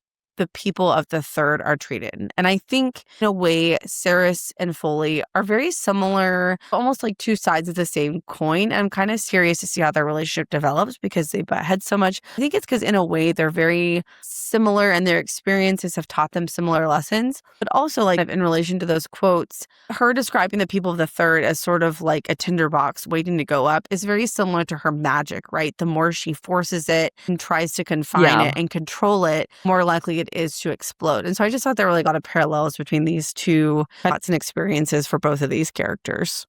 Yeah, I like that. Finally, they discuss another symbol in alchemy, which is the circle. And the circle is considered the foundation of all powerful sigils and runes. Foley specifically says, the strongest magic is circular, like a wheel. It is the symbol of forever and beginning and the end of everything. It carries magic on a loop, amplifying it, giving it strength. If you guys recall some crazy rants, then you already know I really locked in on the wheel thing. Because I was like, guess what city has a wheel as the shape of its foundation, which is Zilvarin. We know Zilvarin has some magic, but now I feel even more convinced that the magic there has been dampened somehow. Like just after this, Foley tells Saris about the importance of learning the basics of honing her magic and asks, would you build a house on top of shifting sand, Saris Fane? And that was just kind of like an interesting rhetorical question to ask because Zilvarin as a whole is a desert with a bunch of sand. And so something is unstable with Zilvarin right now. Like I feel like Zilvarin's magic probably used to be like pretty free flowing or there was like a lot of it. And it seems like over time something has happened to it to either dampen it or like just deplete it for some reason. So I want to know what it is. Honestly, Rain, this is too freaking good. I feel like you've unlocked the next level of your analysis because this is chef's kiss, okay? I didn't even make the connection between like, oh, circle being the most powerful, magic. Oh, Zilvar is a circle. That's crazy. That's beautiful. I don't know if Callie Hart meant to do that, but good job, Callie Hart. Hopefully it was intentional because we like to find Easter eggs. You'll love to see it. But going back to the magic thing, what if the alchemical runes or symbols, aka the foundation of Zilvarin, was, like I said, kind of like built wrong or just corrupted, thus leading to the decay of magic? This was like an alternative thought. If it's not being depleted, maybe the foundation as a whole has been like destroyed somehow, and that's what's messing with the magic. Because they're saying the circle amplifies it, right? Mm-hmm. And like keeps it going on loop or whatever. And so, I don't know. There's a cut in your circle. It's not connected anymore. So it can't just like free flow. I think that's a good theory. My brain took me in a different direction. It took me more the route of Madra has somehow interfered with or did something to contain and control the magic within Zilvarin for herself. So, yes. Affecting the magic somehow. Mm-hmm. Something that really stood out to me that I have to call attention to is Foley says, would you build a house on top of shifting sand, Saris Fane, willingly, knowing that it will come crashing down around your ears? Saris Sun thinks if he had used any other analogy, literally any other, I wouldn't have had any qualms about ignoring him. But he had used that one, and it tore at a buried hurt deep inside me that still woke me sweating from my dreams sometimes. But first I was reading this, I was very confused. I was like, what is she talking about? Why does this upset her? I didn't understand. And I was trying to think about it, and I was like, this isn't really reminiscent of the memory of her mother's death. But then I remembered Saris's father. So back in Quicksilver, chapter 26, Saris tells Fisher, my father died when I was 2. A sand dune came down on a trader's outpost on the glass flats. He was either crushed or suffocated to death, one of the two. I think it's interesting that Sarah implies remembering her father causes so much pain for her because she admits that she doesn't even remember him and she doesn't mention him often. So I'm wondering if this is actually a small builder for us to learn more about her father and their relationship or his importance in her life. And actually, I have some more thoughts about her father and things later. But that kind of stood out to me because it was like 1 minute she's adversarial with Foley and the next she's like, oh, it caused me so much pain. And I'm like, what are you talking about? What? And so that's my best guess for that. I still have a lot of questions about Sarah's lineage, obviously. We'll talk about that in this episode. Just hang on. I got it. I got you, boo. Okay, good. After this lesson, as Sarah leaves the library, a stargazer tries to get her attention, and I was very frustrated with Sarah because why wouldn't you follow the damn thing and see what it wants? I get that this is like to build anticipation for the reveal later, but like, come on. Did Sarah already forget about Adina's message? That paper bird was about to help her find out something really freaking important. And I, as the reader, wanted to find out right now. I don't want to wait. Oh, girl, I was hollering at Sarah. I was like, get your ass back in there. You are in a magical world you know frighteningly little about. You know enough to know that magic matters and speaks to you. Okay, if that little bird is fighting so hard to get you back in there, then you better take your ass, go in there. I mean, wouldn't you go just out of pure curiosity? Like, this is kind of weird. Yes. I wonder what it wants. You know? But yes. No, of course not. No, can never be that easy. Mm-mm. All right, so that ends chapter 22. Moving on to chapter 23. The title of this chapter is Your Mistake. This is in reference to Carrion telling Fisher one of my favorite quotes from this chapter. If at any point you underestimate me, then I'd say that was your mistake rather than mine. So Carrion and Fisher trail Hayden Vane, who I know for a fact Addison was not happy to see again. While Hayden doesn't look anything like Saris, I did find this description of Hayden notable. Fisher thinks, but now, 20 feet behind him, I could smell it, trailing like a ribbon behind him as he wove through the bustling crowds. Something like sunlight, a little like home, but different. So I remember back in Quicksilver that the descriptions of him felt pretty distinct just because they seemed to be polar opposites of Saris. Saris has often been described as being like the moon or qualities of it, but Hayden has been associated with the sun like we see here. And the fact that Hayden is coming back into the picture again feels important, and it makes me think his character is key for something. I just don't know what for or why outside of Saris just like wanting him to be in Amelia with her. You would be correct, Lorraine. I was in fact not delighted by Hayden's re-entry into the story. To be completely honest, this set of chapters did not warm me to him in the slightest. I still hate him with equal strength. So, yeah. What I did like about this interaction with him are the descriptions of Kingfisher's perspective of how different Hayden and Saris look. If you recall, back in the very first Quicksilver episodes, I hypothesized that Hayden and Saris did not share the same parents. Either both, like Saris was a Carrion situation in that she was being protected by a non-related stranger, or they had the same mom but different dads, or vice versa. I still feel very strongly that Fisher's descriptions of their similarities and differences, but mostly their differences, align with that. Right now, I'm thinking that they do have one shared parent because Fisher does mention like he can sense or scent or smell a blood relation. So right now I'm thinking different dads, and that Saris's dad is someone from the Fae realm, someone important and or magical or special, and that's how Saris has inherited her powers. I hope so. I hope so. I hope so. I want that so bad. Really good. Same. Because why are they so different? Why are they so different? I don't know. When they finally come face to face with Hayden, we learn that Madra had the whole city on lockdown and that she'd quickly spread propaganda about Fisher calling him the Butcher of Zilvarin for murdering people, which Hayden believes also included Saris. Y'all, Hayden is so dumb. He'll believe literally anything. Anything. Okay. Absolutely loved when Kingfisher was like, whoa, wait, hold on. Let me get this straight. So your queen, the same queen who's been depriving you of water and starving you and murdering people of your ward for generations, draws some pictures and tells you your sister's dead, and you believed her? And I am 1,000,000% with Fisher on this one. Like, can you be so for real? Really? You just, okay, Madra. Yeah, I guess 100% you're telling the truth. He's so dumb. He has no critical thinking skills. It's maddening. I really hate him. I agree with that. It's that lack of water. That lack of water is just getting to them. They can't even think anymore. He's just dehydrated. So Carrion's explanation of the real events and what happened to Saris did not help the situation at all. I thought that was just like funny how he was like, oh yeah, like we went over here and then Fisher trapped her in this bargain and like forced her. And Fisher's like, stop, don't say anything else. But things do turn serious quickly at the news that Gracia Swift was now deceased. Carrion really botched that so badly. He's like, yeah. He's like, so he brought her to the Fae realm, but then he tricked her. And I was like, oh my God, like face palm. Like, stop. You just see Fisher like, shut the fuck up.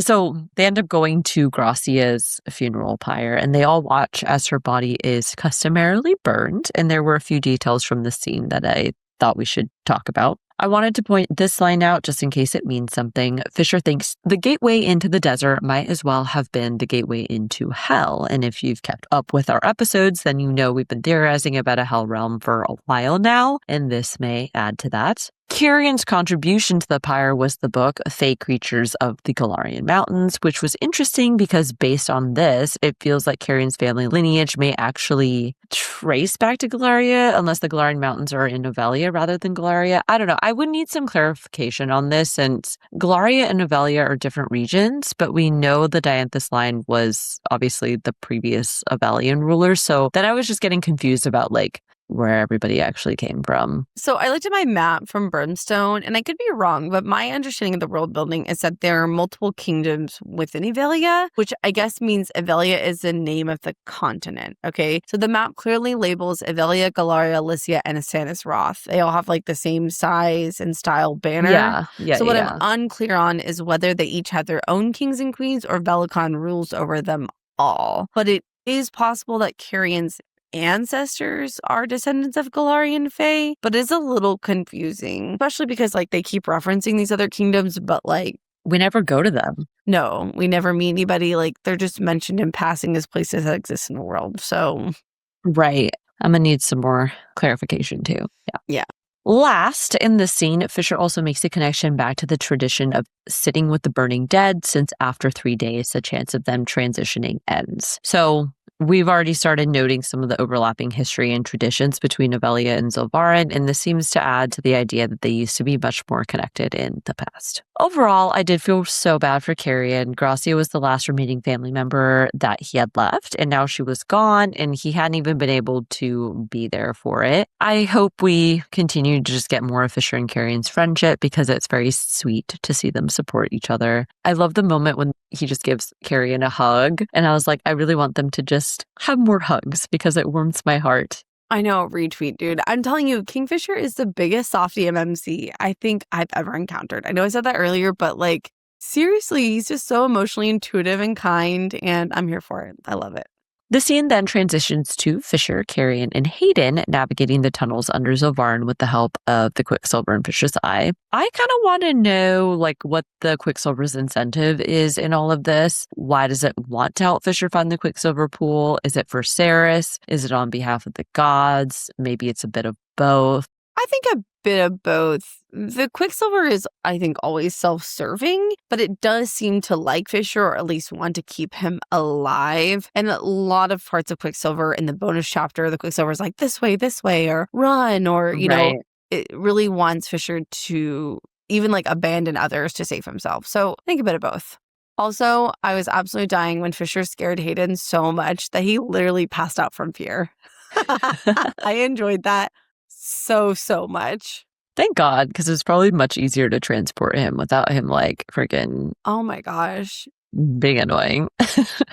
After collecting their silver, I love that Carrion climbs out of the tunnels, no problem, to Fisher's surprise, and says, if at any point you underestimate me, then I'd say that was your mistake rather than mine. We've gotten funny Carrion, sweet and sentimental Carrion, and now we have wise and capable Carrion, and I love them all. Love them all. Honestly, though, Fisher deserved that. Although I do think we moved past Fisher being overly douchey to Carrion for no reason. Now we'll just be able to enjoy a bromance where they give each other a hard time. But I think Fisher needed a little like dose of his own medicine kind of thing. Yes. Above ground, once more, things get very real. They overhear citizens discussing Madra's propaganda posters, and surprise, surprise, Madra's guardians find them. Oh, and it also happens to be cleansing day, which made me just want to kick all the guardians in the nuts, to be honest. Like, valid. Sickening. So this was a pretty exciting set of chapters in terms of the action, and I felt an immense amount of satisfaction when Fisher just goes ham on all the guardians. None of them stood a chance. None of them. None of them. No. As soon as they said cleansing day, I was like, oh, they're about to get it. They're fitting to fuck around and find out. They fitting to find out, and Kingfisher delivered on that. I love it. Notably, Fisher thinks, my magic should have been gone. The source of my power felt so far away, and yet there it was, ready to answer my call. Despite typically being at a point where he'd be drained, Fisher is still able to access more magic and proceeds to shroud all of Zilvarin in shadows / darkness. So back in chapter 13, Fisher clarifies that because he isn't from Zilvarin, he can't draw from the magic there as freely, and that as a whole, Zilvarin has some magic. The fact that Fisher mentions that the source of his power felt far away makes me kind of wonder if maybe the Quicksilver in his eye serves as some sort of link to the magic of Avelia despite being in a different place. Alternatively, if we go with the theory that perhaps Fisher's magic stems from one of the gods, like Styx or something, then perhaps he has access to it because it is a god-gifted magic rather than a general magic. But overall, I really want to know what is going on magic-wise in Zilvarin. I just want to know the who, what, when, where, why of everything. Okay, it's time for my mini theory, or I guess maybe it's more of a connection, but either way, whatever. I was very excited about it. I'm worried it'll be anticlimactic, so just pretend to be excited, okay? So remember back in chapter 22 when Foley's talking to Saris and he tells her, you cannot eradicate magic from a city. Once it takes root within a community, it never leaves. It will find a way to thrive one way or another. So combine that with your thoughts earlier about how Zilvarin is shaped like a circle, which we know is the most powerful magical symbol. I think that Fisher somehow accessed or tapped into the hidden magic of Zilvarin. And that is how he was able to tap such a vast well of power. Because remember, when he gets there, he tells Carrion, I need to preserve my magic. I'm not going to give myself a tan. Yes, I'm too far away. There's all this distance, right? Kind of like what you just said. And then out of nowhere, he goes into a blind rage. He uses what is seeming like a prodigious amount of magic. And all of a sudden, he has even more. And so something about that scene, that transition, I think that he tapped into whatever magic is hidden but thriving in Zilvarin. Now, I'm not sure how he did it, okay, but Detective Addison is on the case. Okay, I like that. I think that makes way more sense than yes. Freaking Quicksilver. I don't even know. Okay, yes. Yes. Well, it just doesn't make sense. It's there. It doesn't make sense how he had I need to be careful with my magic. And all of a sudden he could literally envelop the whole city. He had to tap into that from somewhere. And so I wonder if it wasn't even his personal well of magic. It was he got a main line to the magic that within the city. Yeah. Ooh. Yeah. Yes. I like that. Me too. I like that a lot. All right. So that ends chapter 23. Moving on to chapter 24. The title of this chapter is Tria Prima, which references the paragraph from Elemental Runes and Their Purposes, A Comprehensive Guide to Alchemy, which stated they must marry the Tria Prima into one within themselves if they are to truly master their power. So obviously, we have to discuss this paragraph in more detail. The context of this discusses how an alchemist ascends into what I'm assuming is their whole or true power. And in order to do that, they must marry and unite all three Tria Prima, which we know is Salt, Quicksilver, and Brimstone, together within themselves somehow. If we recall, alchemists can lean toward manipulating metals, seeking past immortality, and curing illness and disease. Saris currently leans most heavily toward metal manipulation, as evidenced by her work with Quicksilver, but I think we speculated that in her full power, she will be able to do all of these different things as an alchemist, perhaps once she goes through this Tria Prima process. Anyways, I don't exactly know how this mirroring of elements into it oneself will go, but it's safe to say that she seems to finalize her power with the Quicksilver in this chapter, and then she will need to go perhaps through a similar process with Brimstone and Salt as well. What did you think about this? I think we're on the same page. Right now, I'm leaning towards the idea that Ceres has a brimstone and salt rune that she will need to learn how to activate and then use to manipulate these elements as well, and then also seal her rune. So kind of a lengthy process given how the Quicksilver rune went. I think being able to do that will give her access to some kind of power, maybe even godlike power. I mean, remember the little bit we know about the Tria Prima gets cut off, doesn't say what it's capable of, but since it's the base of kind of all things, I imagine it's going to be increasingly relevant as we continue to read. So to clarify mostly for myself, was Ceres using the even light to heat the crucible like fire would ordinarily do in a forge? But then like obviously even light is different, so it doesn't operate like fire does. That is my understanding, yes. It has been referenced multiple times that the vampires in Azeroth do not fuck with fire because they will go up in flames. So they use even light instead. And then remember, we've talked about even light because in Zulfarin, they have the Even Light Festival. And so we've talked about its significance there too. So don't know what it is. Would love to know. Well, apparently it kind of operates like fire though, because if it's like heating up the crucible. And provides light. You know what I mean? Yeah.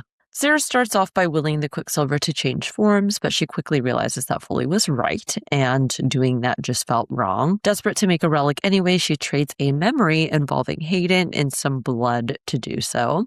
I can't decide if this memory is important or if the cutoff was just used to emphasize how giving the memory made her forget it entirely. I thought the exact same thing. I could easily see this memory being important and coming back up again later, but I could also see it never really being mentioned again and just being used as a plot device to demonstrate the point that the Hazrax makes in this chapter that, like, girl, you can't just keep giving blood and memories and jokes and songs over and over again.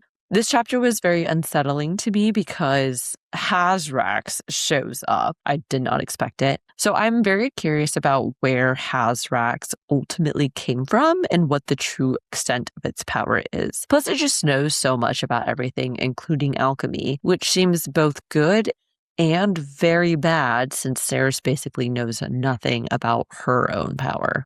Definitely insert all the normal questions here about the Hazrak. I want the who, what, when, where, why, how. Why in particular does it want to stay in the blood core? I mean, just a lot of mystery surrounding the Hazraks, including also the thing that stood out to me most was how can it hear the Quicksilver?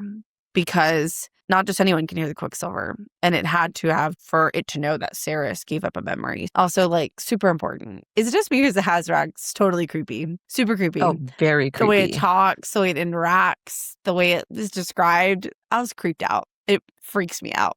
Same. So as far as one of its powers goes, Hazrak says, I'm not gifted with sight, as some beings of this realm appear to be. I see avenues, pathways, light. I see possibilities. Blood magic is a crude thing, Sarah's Fane. So I'm assuming Hazrak is saying it doesn't have like true oracle abilities and cannot necessarily like see the future, but it can see potential paths.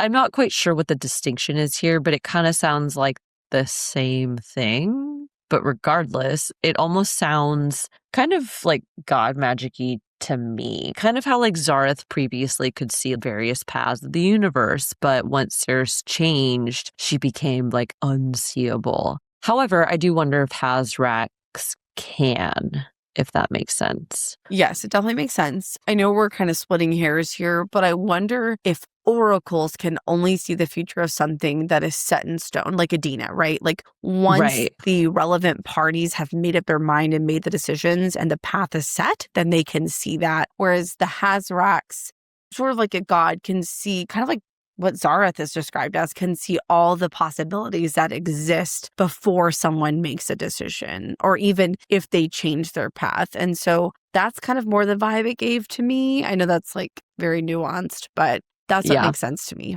Okay. It's also interesting that Hazrat calls what Ceres is doing blood magic, since rather than creating a relationship with the Quicksilver, she continues to exchange and bargain parts of herself in order to get the Quicksilver to do what she wants. So in relation to this, does this mean like anyone could technically exchange blood with the Quicksilver to get it to do something, even if they aren't an alchemist? I think no, because remember, not everyone is able to hear the Quicksilver, interact with it. So I think you have to be in a unique position where you can actually hear it, engage with it, in order to bargain with it. So I don't think that many people have that ability.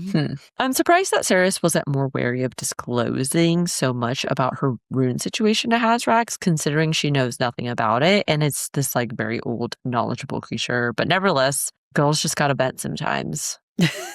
I agree. Also, tangentially related, I feel like it's kind of wild to just let Ceres run around Santa's Roth completely unprotected. I feel like if Fisher knew about this, he would be so fucking pissed. I know. Oh, I don't know for sure. I think the idea is like, okay, Ceres has ordered everyone in the blood court not to harm her or her friend, so she's totally safe. She can't be hurt. But Ceres has now encountered two extremely deadly individuals who circumvent that rule fully in the Hazrax, right? It seems like all the people who could actually kill her keep finding her. And I just think it's wild that she's just running around Stannis Roth unprotected. I think that's crazy. That's all I could think during this interaction. Anything could have happened. You could have been kidnapped. You could have been killed. I mean, it's weird to me. And I know that Ceres is powerful and badass and stuff, but like we're dealing with people who are very powerful and much more experienced in this world than Ceres. I just think that's really weird. It bothered me. So during all of this conversation, Hazrax refers to her Quicksilver rune as an impressive shield, perhaps the most complex shield this realm has ever seen. It will be a formidable weapon. So calling it a shield so far aligns with what we know, since sealing her rune is the key to ensuring the power she channels in relation to the Quicksilver doesn't just like overtake her. But to call it a weapon is also interesting, since that implies this rune, I guess, like is what allows her to access and use extremely powerful magic as a weapon, I guess. So, you know, like those two things like shield versus weapon to be both is just interesting. But I think that Hazrax's statement also continues to add to the fact that Ceres is extremely important to ending this widespread rot and other major issues. So in order to get the help she needs, Ceres ends up making a bargain with Hazrax to exchange 1 favor a year for observation rights, and this comes with a renewal policy every year. I don't know why she keeps making these bargains with creatures that are so much older and wiser and more powerful than her. She bargained with Kingfisher, now she's bargaining with Hazrax, who literally just told her its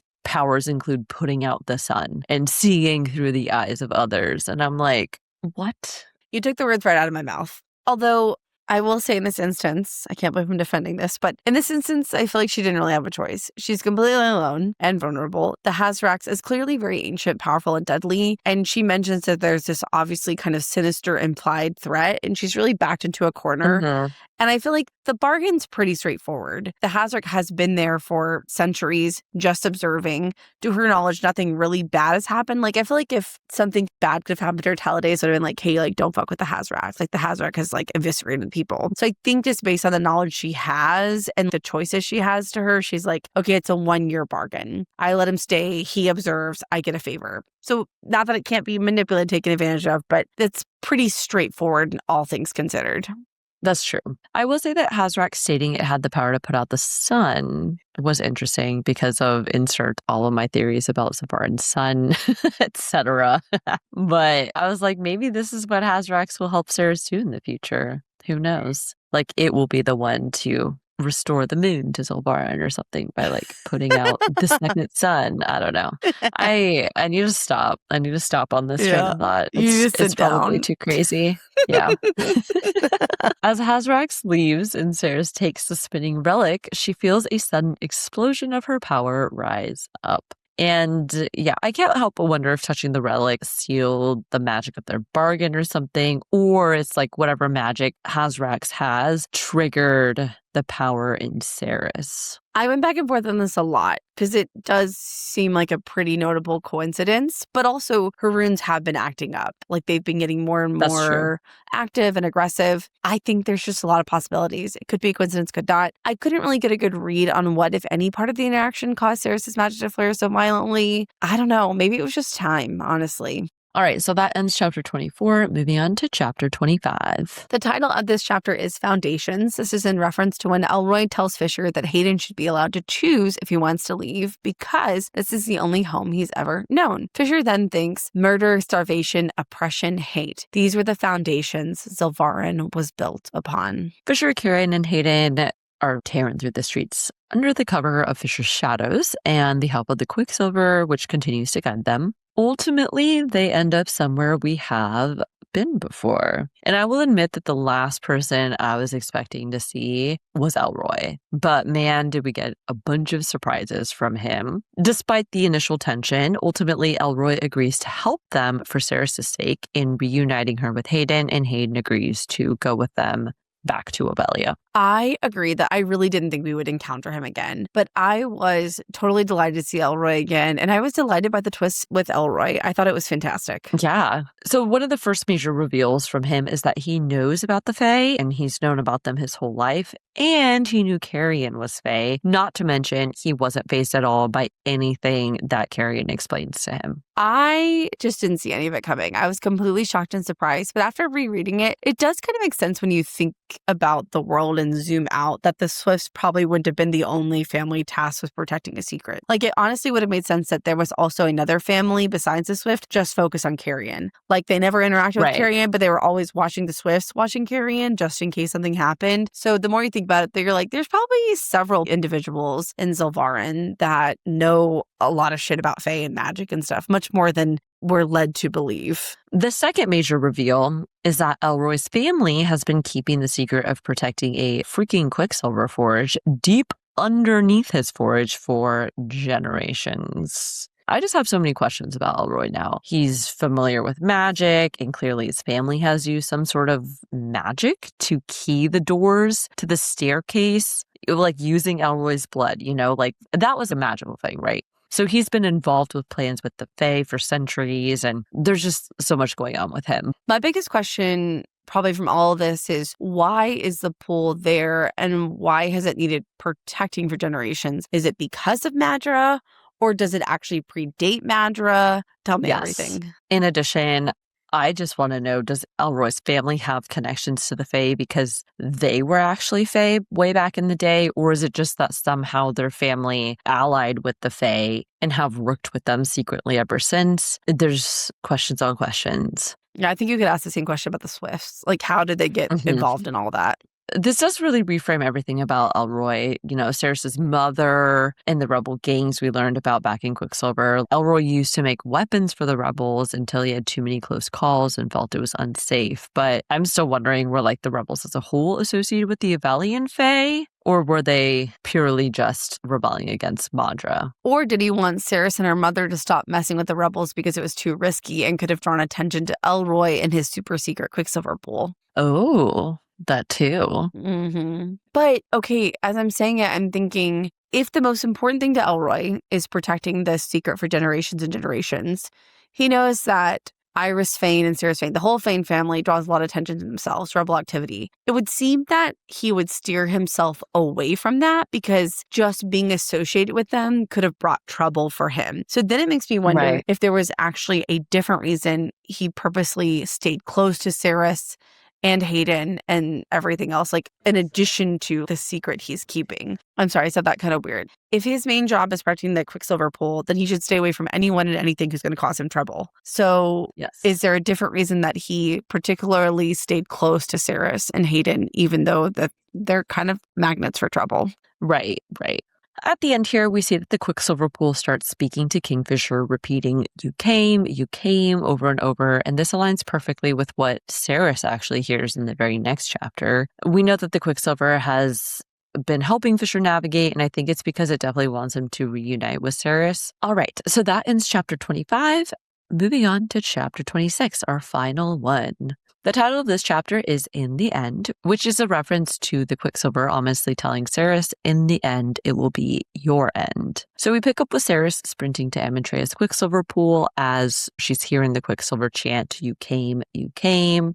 Under pressure from her overwhelming power, Cerys takes a risk and steps into the Quicksilver pool, hoping it would also be the answer to ultimately bonding with it. Surprisingly, the Quicksilver is pretty encouraging at first, telling her this isn't something to be afraid of. This is a part of you. You've got this. And I also thought it was interesting that she describes the feeling as being like immortality and feeling the magic as if it were a pliable thing at the ends of her fingertips, raw, divine energy.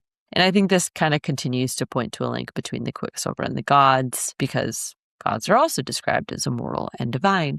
So do you feel like the Quicksilver was almost trying to trick her into getting into the pool so then it could challenge her worthiness? Because it does go from encouraging to mean and scary pretty quickly. Yes, that was my vibe too. Because I was like, Okay. oh, it's being like nice. Like, this is so nice of it. And then it's like, you are actually going to ruin the world. And I was like, whoa, that took a turn. Whoa. Okay. Yeah. That makes sense.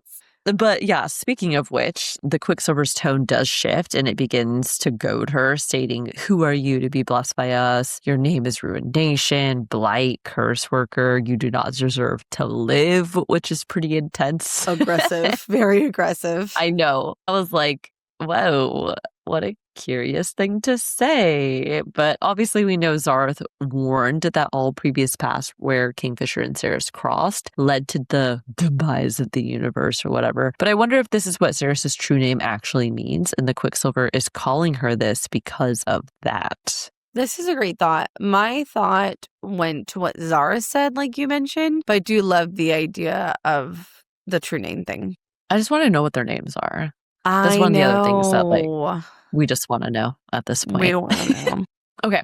Also, I don't know if I mentioned this before or if we've talked about it in other episodes, but do you think all the voices of the Quicksilver are actually the voices of the gods? Since it's clear that, like, in this scenario, the Quicksilver is testing her before completing the joining of, like, its power with her.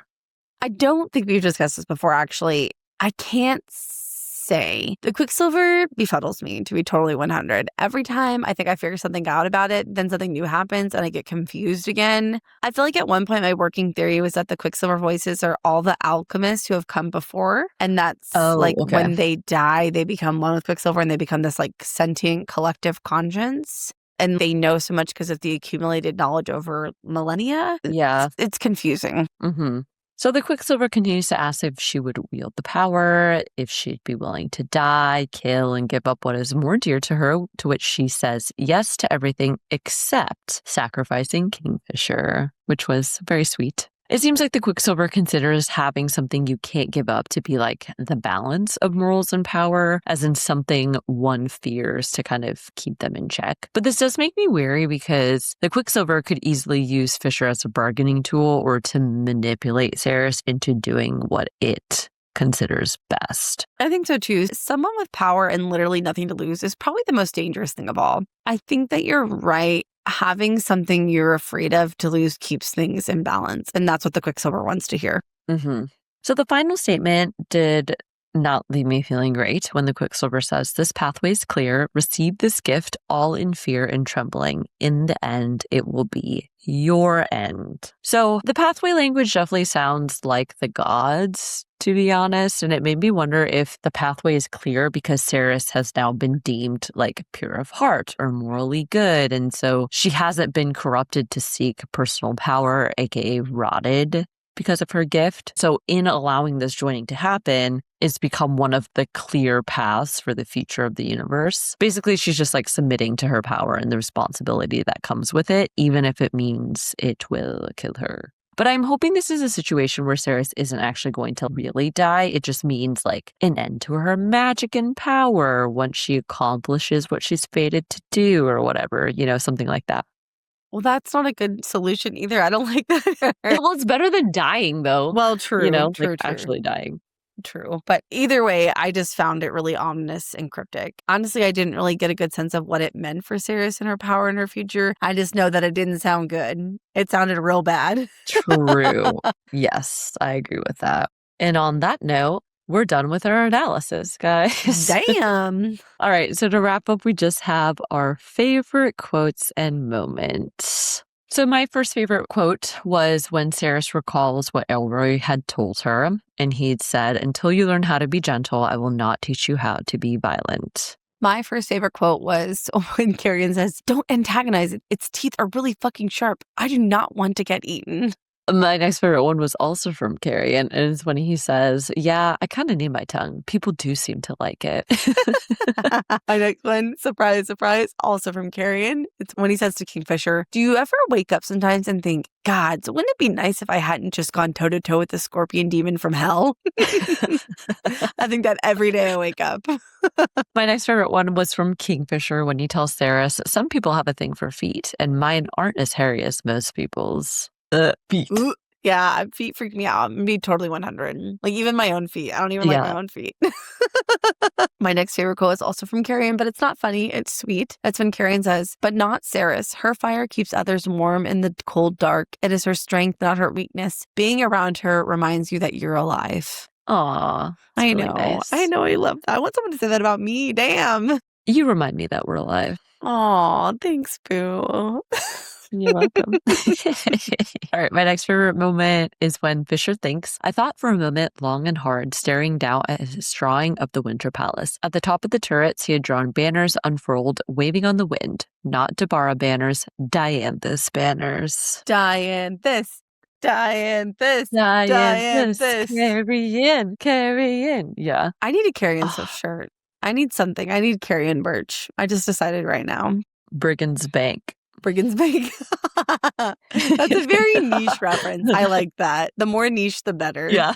My next quote is from Kingfisher. It's when he tells Carrion, "I see a male longing for a place and a people he has never known." Oh, I know. Broke my heart. they were the heart of these set of chapters, I think. Kingfisher and Carrion. They carried it. I like Yes, Saris I and her agree. chapters are fine, but when I was like, okay, let's get back to Carrion and Kingfisher. Yes, I love them. My next favorite one was when Fisher is helping Carrion, and it said, "He nodded, breathing deep, indicating that he could stand on his own. But rather than letting him go, I pulled him into a hug. Saris wasn't here, but if she was, this is what she would have done for him." My next favorite one is when Kingfisher says, "Don't use the word rub and then refer to me in the same sentence, please." Oh my gosh. All right, my last favorite one was when Carrion tells Fisher, "If at any point you underestimate me, then I'd say that was your mistake rather than mine." Ooh, that's a good one. Kingfisher deserved that. I stand by that. Yeah. And my last one is about Hayden Fane, and it's when Kingfisher says, "He was too fucking stupid to deal with directly." All right, so that officially concludes our episode. So thank you all for joining us for another episode of the Book Dump Fantasy podcast. As always, we're so glad you found us, so please leave us a review and follow us on Instagram, TikTok, or YouTube to keep up with us on a daily basis. Well, that's all we've got for you guys today, So stay salty. and we'll catch you all next week. Bye! Bye. And stay tuned for some bloopers. I have to take a breath. Okay. Okay. Anti-venom. No, not but. Bottom cut. Okay. No, I said that wrong again. Yeah, damn it. Cut. It's kind of fun to say cut. Okay. Cut. Cut. I feel like I'm on a movie set. All right. Cut. Sarah stared at the crack at. God damn it. Okay. Sarah stared at a crack in the obsidian wall for hours, but oh my God. I feel like I wrote these in the wrong tenses and I fucking reread these. Okay. I'm annoyed at myself. Okay. Okay, sorry. I feel like I'm not gasping air correctly. Okay. Now that we know that there is magic in... Oh, so... Okay, wait. Oh, okay. I said this wrong. Okay. Cut. Okay, cut. And also sidebar. Am I getting confused? Wasn't the goddess Styx from Throne of Glass? God of Death in Throne of Glass. Oops. Hellas. Okay. I don't know why Styx in Throne of Glass. I got really, I'm like, I swear that's from Throne of Glass. I'm like, did we mix up our fucking books? Like, whoop. Nope, you're perfect. No. Whoops. Okay. My bad. Okay. No, that's okay. What did I write here? Why did I block it out? Oh, this is dumb. Okay. The gateway into the desert might as well have the gate. The Varn as a whole is a desert with a bunch of sand. Someone with, did someone fall? Shaking. Oh, shaking. It sounded like he hit the deck. No. Being around her reminds you being around her reminds you that you're alive. Oh, okay. I was like trying to decide, do I react or just start talking? And then I paused too long.